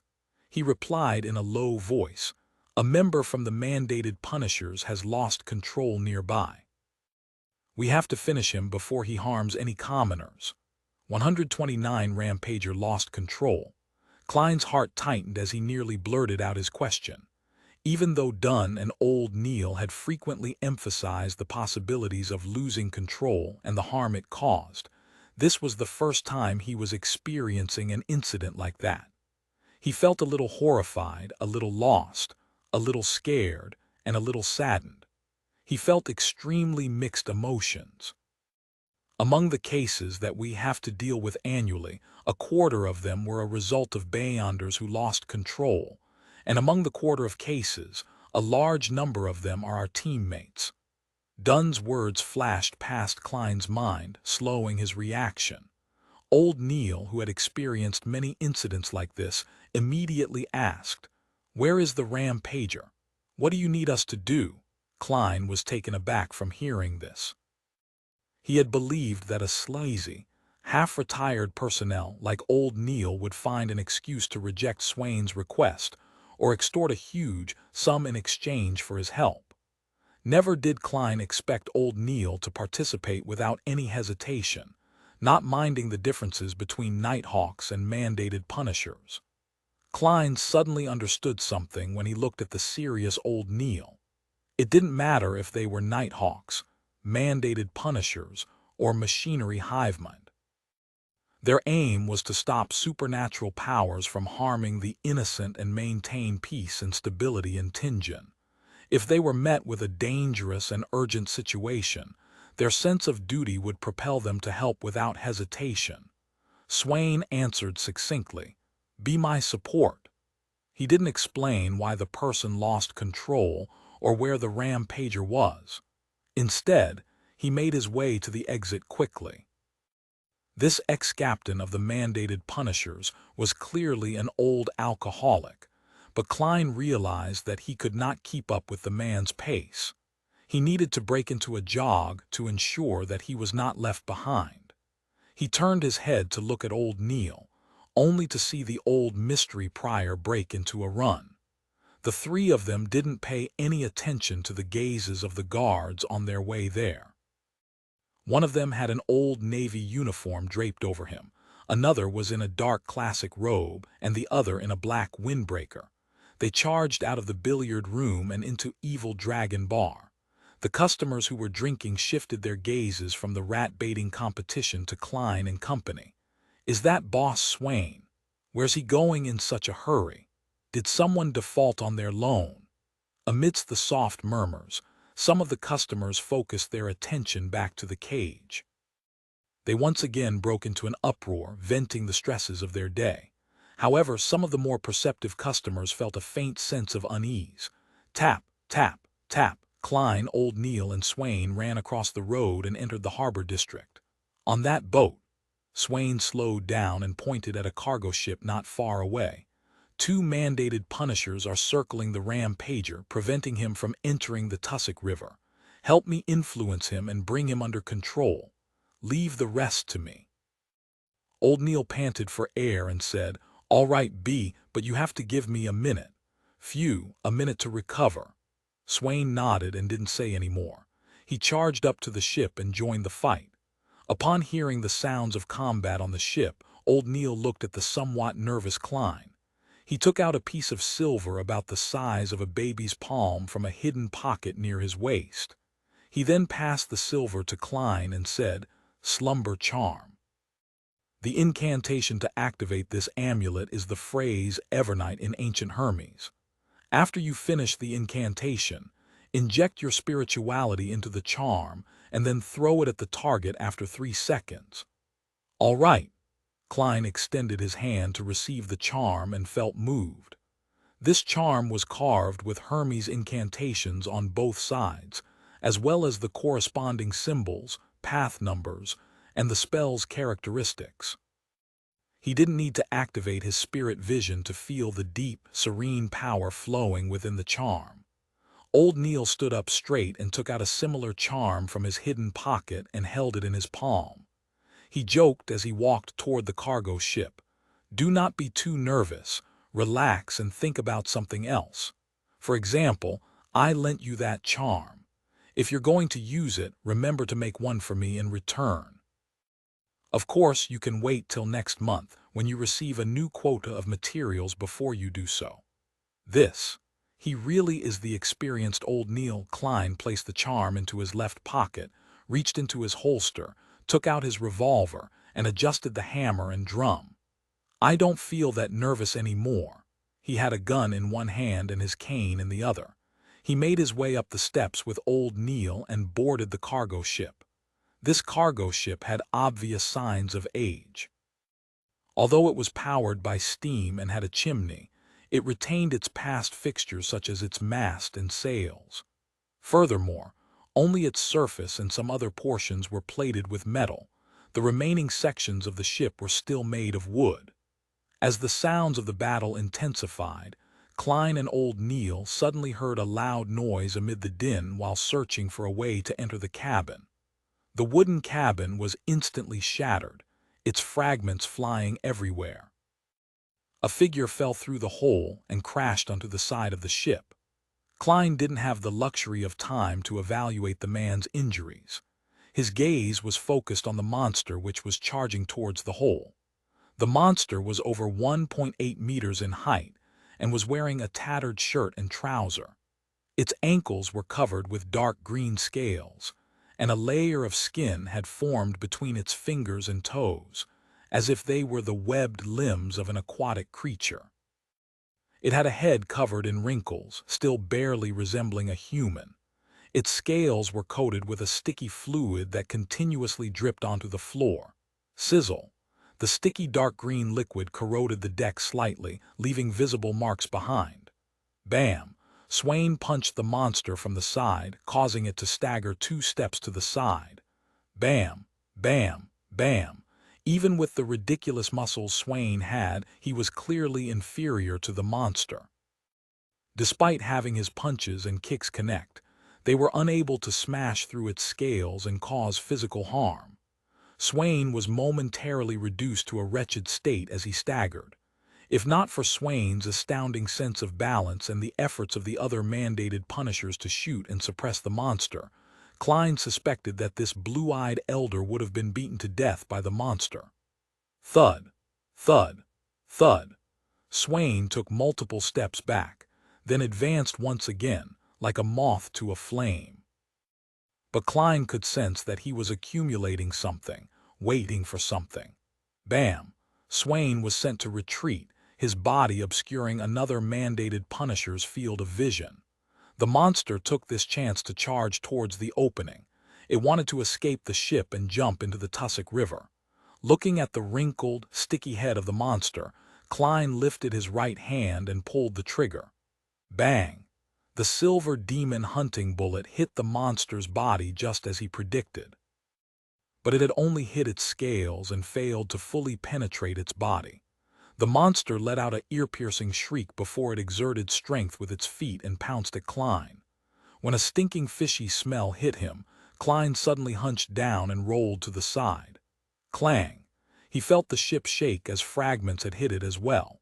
At the same time, he heard an old but deep voice recite an incantation in ancient Hermes, Evernight. Klein rolled over 2 more times. He couldn't care about his cane as he lifted his head and revolver in a fluster. All he saw was old Neil tossing out his charm calmly, despite being incredibly close to the monster. The piece of silver was instantly swallowed by a dark red flame and released the faint sound of an explosion. A deep, serene power spread forth. The monster, who had almost destroyed the side of the shop, rocked. Its movements became sluggish. Swain charged out from the cabin. He approached the creature and pulled back his arm, hitting the monster like a jackhammer. His punches connected with the head of the monster, but he could barely inflict a wound, let alone cause any fatal damage. But Klein could sense that whatever the blue-eyed elder was accumulating had finally reached its peak. Boom! The monster seemed to recover. It flailed its arm and made Swain take 5 steps back in retreat. Each of his steps caused cracks to form on the deck. Seeing that the monster was about to turn around and jump off the cargo ship, Klein took out the slumber charm from his pocket in a hurry. After which, he expertly recited the phrase in ancient Hermes, Evernight. Suddenly, Klein felt the silver charm in his hand turn ice cold, as if it was made from snow. He didn't think too much about it. He injected his spirituality into the charm, then pulled his arm back before throwing it forward, sending the charm flying towards the monster. Meanwhile, the fish-and human monster had jumped into the air. The dark red flames illuminated the surrounding darkness, and the faint explosion was like a prelude to a slumber as it quickly radiated outwards. Bam! The monster fell onto the dock, squirming into a ball. It was temporarily in a half-asleep state. Klein was just about to rush to the side of the boat and shoot at the monster's head when he suddenly saw Swain charge out and jump over, his Navy uniform already long gone. He changed his posture in the air, his muscles tightening. Using his spiritual perception, Klein could feel something that had been suppressed erupt. Swain descended from the sky and slammed into the body of the monster. He then straightened his back and landed a heavy fist on the head of the monster. Crack! The monster's skull shattered into pieces. Dark red blood and grayish brain matter laced with the green sticky liquid splattered all over the ground. This is one of the abilities of a folk of rage. Klein muttered to himself as he stood near the broken side of the ship. Old Neil held his left arm and leaned over to look at what had happened below. At that moment, Swain was standing straight. He stared at the monster under his feet that had just lost its life. He took out a metal flask and opened the lid. He drank a good half of the liquor before tilting the flask, pouring the remaining liquor onto the monster. After finishing this, Swain looked like he had aged considerably, his back hunching a little. Old Neil sighed as he looked at the scene below. He whispered to Klein, "I know this mandated punisher who lost control." He had followed Swain for almost 30 years, once clearing water ghosts who had been killing people on the shore. He also captured evil Beyonders who were trying to escape through the Tussock River. He didn't continue, but Klein understood what he wanted to say. A guard who had made many contributions and killed countless monsters ended up becoming a monster himself. This was not an isolated incident. It was a possible outcome that many members of the Nighthawks, mandated punishers, or machinery hivemind would one day face. Hi, C.K. Talon here, the translator of Lam. I've included the author's notes before the book went premium in China below. It has been 2 months since Lam was first released, and it's time to go premium. In the past 2 months, I nearly didn't say much in the author's notes or interact much with you. The main reason is that I'm increasingly convinced that the best communication between author and reader is inside the novel.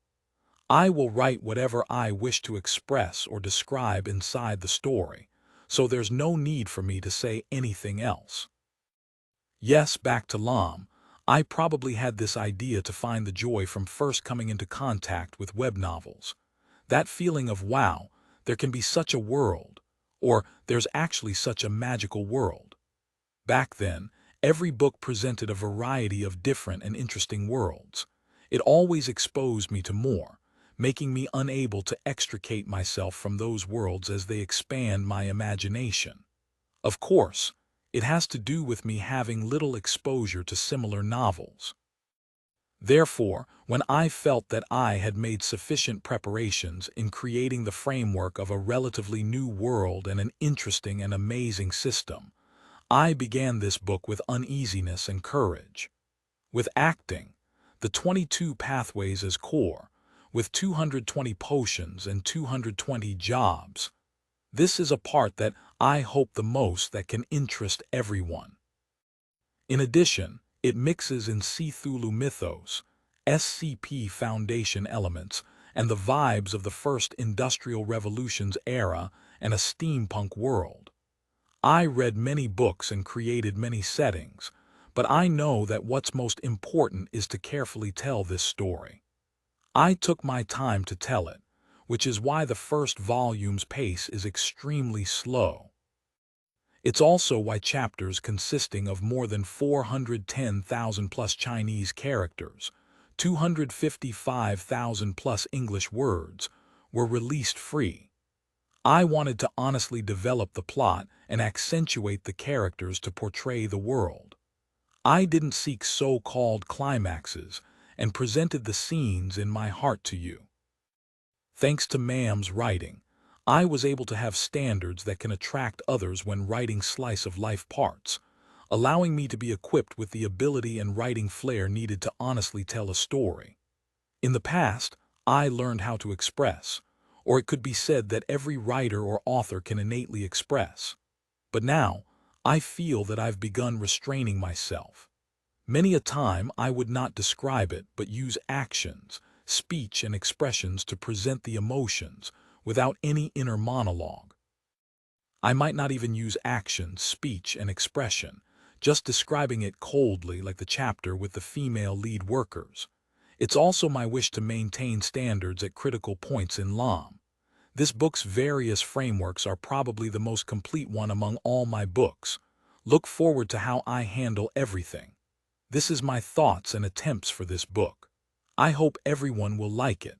I wish you can support me by paying for premium chapters. After all, I still need to make a livelihood. I still need to meet the demands of my wife. I've always been a normal person, and I've never had any doubts to that. At the same time, I'm also a person who's very lazy and have many personality problems. I once thought of organizing my own fan club like other authors, but it's really frustrating and tiring. Then there was no more thens. I once thought of having a Weibo to amass some popularity, but it's really frustrating and tiring. Then there was no more thens. I've already lost track of the last time I updated on Weibo. I made a public WeChat account and attempted writing some things, but it's really frustrating and tiring. Then there are updates only once in a while. I attempted to hire others to help me run the social media account, but I always find it awkward and embarrassing seeing the content posted by others. So I stopped it. Phew, I wish to be a mediator for myself. Admit it, you are a lazy person. You are a person who is flawed when it comes to social interactions. You are a thin-skinned person who wants face at the cost of your life. You are a person who doesn't like getting disturbed by various miscellaneous matters. You are just like it is to wash a pig is to waste both water and soap. Perhaps, what I can do well and am willing to do well is to write novels, the depiction of the story in my heart. That is how I reconcile with myself, not to live on awkwardly or force myself to become popular. For the public account, I'll post something when I think of it. If there's nothing, forget it. Well, reconciliation is just an artistic way of saying convincing. The accurate description should be to live in self-abandonment. Rubs hands nefariously. After this communication, we will have premium chapters for the next update. I'll make my plea here for you to support premium and vote with your power stones. There will be a mass release. Really, I have a stockpile. Well, there will at least be 5, maybe 6. Chinese Twitter 130 Backlund. Secret gathering. Klein looked at Swain standing before the monster's corpse before looking sideways towards the mandated Punisher, who was helping his semi-conscious partner up by the arm. Klein suddenly felt an indescribable sadness. It was almost impossible for members of the Night Hawks, mandated Punishers, and the machinery hive mind to be known as heroes. The things they did were never made known to the public but only hidden in confidential dockets, but the danger and pain they endured were ever so real. Perhaps there would be a day when my enemy will be one of my teammates. Klein sighed silently. He felt the heavy weight that all Nighthawks, mandated Punishers, and machinery hive mind carried. At that moment, old Neil let out a sigh. Let's go. Let's not disturb them. Okay. Klein picked up his cane. Just as he widened his stride, he suddenly noticed that old Neil was still holding his left hand. He asked, concerned, "Are you hurt?" Old Neil chuckled briefly before saying, "I got stabbed by one of the shrapnel earlier. If I was still young, I definitely would have been able to dodge it. Luckily, it's just a small cut." He moved his right hand slightly to let Klein see the tiny wound that was still lightly bleeding on the back of his left hand. After he confirmed that it wasn't a big issue, Klein walked off along the gangway as he sighed. "Mr. Neil, you're much calmer than I imagined. Despite being less than 2 meters away from the monster, you could still chant the incantation calmly and use the charm." Although the rampaging mandated Punisher had leaped towards Klein in the form of a monster, old Neil was physically very close to him the entire time. Old Neil chucked at the compliment. "I'm an experienced Nighthawk. Among the dangerous things that I've done, What happened just now isn't even in my top 10. Once, when I was patrolling Raphael's cemetery with Dunn, I had no idea that a corpse had turned into a zombie and left its tomb to lie in ambush in the shadows of the trees. I passed by without noticing it at all since I was looking for some hidden spot. Heck, you know what I mean. In the end, he leapt onto my back and seized my throat. Klein felt gripped by terror when he heard the recollection as he voiced out his guess. And under such a situation, you were still calm enough to use a charm. Or did you use some spell that a mystery prior could cast quickly? Old Neil stole a glance at him and chortled. No, Dunn managed to drag that zombie into a slumber in time. I'm telling you this story to tell you that, as a Nighthawk, you not only have to believe in yourself, you also have to trust your teammates too. Klein fell silent for a few seconds. Then he replied both sincerely and jokingly, "Mr. Neil, you are so wise today." Old Neil did a tiny hop and found his footing on the pier. He replied in disdain, "That's because you only get to know the most trivial side of me usually." The two of them left the harbor and walked towards Evil Dragon Bar. Klein put away his revolver, set his cane aside, and took off his jacket. Under the light of the gas street lamp, he started checking if there was any damage to his jacket. How lucky! There are only a few splinters and a patch that got dirtied. He removed the splinters and roughly patted the dust away. Then he put it back on. Old Neil looked at him with a smile and mimicked his tone by adding leisurely, "What a pity there's no way to claim compensation." Klein was temporarily at a loss for words. "I'm not such a person," he emphasized in his heart. As the public carriage arrived, Klein took out his silver vine-leaf pocket watch and flipped it open to check the time. "If there's nothing else, I have to head home," he turned to tell Old Neil. Old Neil nodded slightly and said, "Enjoy your dinner at home. You don't need to think about the slumber charm. I'll get Swain to compensate me. He's a rich man after all. Of course, I won't go today. I have to consider his mood." Klein opened his mouth, but in the end he only said, "Thank you for your generosity." He boarded the carriage quickly and returned to Daffodil Street. It was already past 7 in the evening and the sky had already grown dark. Klein took out his keys to open the door and saw Melissa taking off her fishnet hat and setting it on the clothes rack. He smiled and did small talk. "You just got back." Then his mixed emotions suddenly vanished and he felt relaxed and warm. "There was a practical lesson in school today," Melissa explained seriously. Klein sniffed and smelled the fragrance of food. He was stunned and asked subconsciously, "Then who's cooking dinner?" The moment he finished his sentence, both of them answered the question in unison, "Benson." Their tone had a hint of alarm. Benson, who had heard their conversation, walked out of the kitchen. While wiping his hands on an apron, he said, "Do you have no confidence in my cooking?" "I remember that before Melissa learned how to cook, you two would wait for me to come home and watch me cook with anticipation. Actually, cooking is so easy. You want potato beef stew. Put in the beef first, then the potatoes, then add some seasoning." Klein and Melissa exchanged glances and remained silent. Putting aside his cane and took off his hat, Klein turned around and smiled. "I think it's time to hire a maidservant. It's very unhealthy to not eat dinner on time." "But I don't want to have a stranger next to us when we chat. That'll make me feel uncomfortable," Melissa said, subconsciously finding an excuse to object. Klein spoke with a smile as he took off his jacket.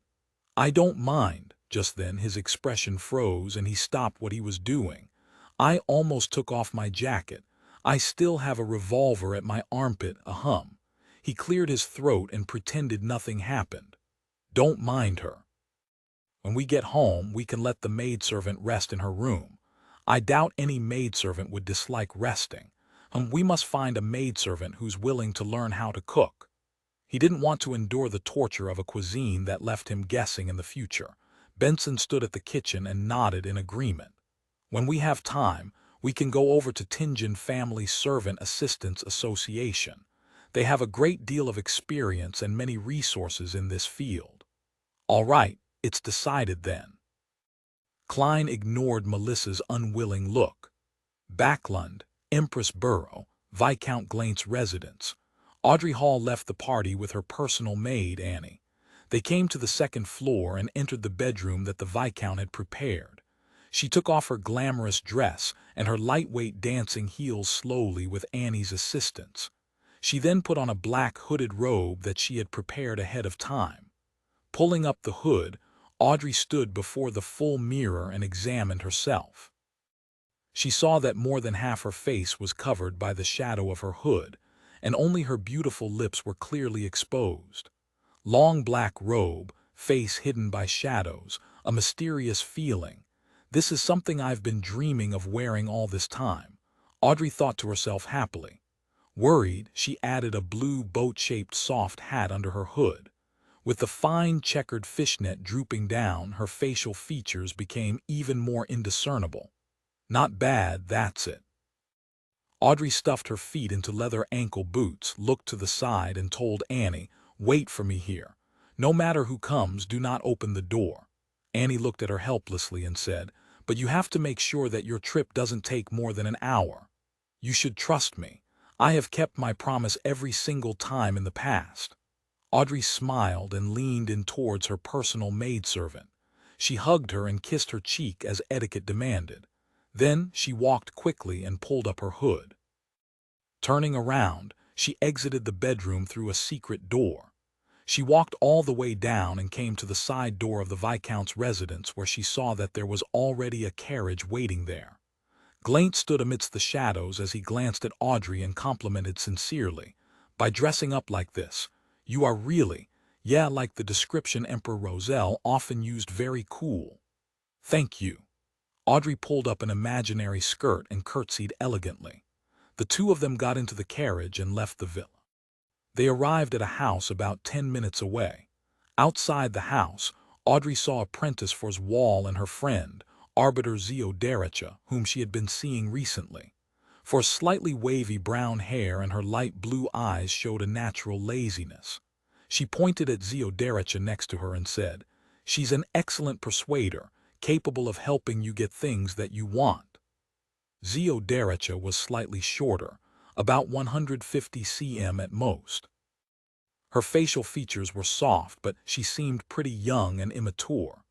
Although her shoulder-length blonde hair was messy and unkempt, and she was in a traditional night training suit, she carried an indescribable look of dignity and a convincing charm. Audrey had met her a few times. She smiled faintly and greeted, "Miss Zio, can I trust you?" "You don't have to worry at all." Zio smiled and gestured with her hand. Just as she walked to follow Audrey and Viscount Glaint, they heard a sudden thud. Audrey looked towards the source of the sound and saw that a triangular blade coruscating with a cold glimmer had fallen beside Zio's leg. Audrey and Zio exchanged looks, simultaneously at a loss for words. After nearly 20 seconds, Zio quickly squatted and picked up the triangular blade and hid it on her body. "We have to prevent the occurrence of an accident. Some people lack rationality, and they aren't convinced easily," Zio explained seriously. Audrey nodded and replied with a clear voice, "I believe you. These are tools to convince those beastards to talk to us calmly," Fors added, looking sideways at the lawn. The quartet didn't continue conversing and walked a few steps forward. They knocked on the wooden door with 3 long and 2 short knocks. The door squeaked and opened. Slowly, using her spectator state, Audrey looked into the house that had many people sitting around randomly. They employed various methods such as hoods or masks to conceal their looks. Some didn't even bother and exposed their faces openly. Almost instantly, Audrey noticed a black-robed man on a single-seat sofa. That man wore a hood too, hiding his looks under a shadow. He looked at all the guests in silence, giving people a feeling that he was somehow in a commanding position. He is very confident, but his gaze is very disgusting. His gaze moved up and down my body like 2 slippery tentacles wanting to tear off my clothes. Audrey's senses were sharp. She carefully observed and made a judgment calmly, but she nearly had goosebumps. Fors introduced him. "That's Mr. A powerful beyonder, the leader of this secret gathering.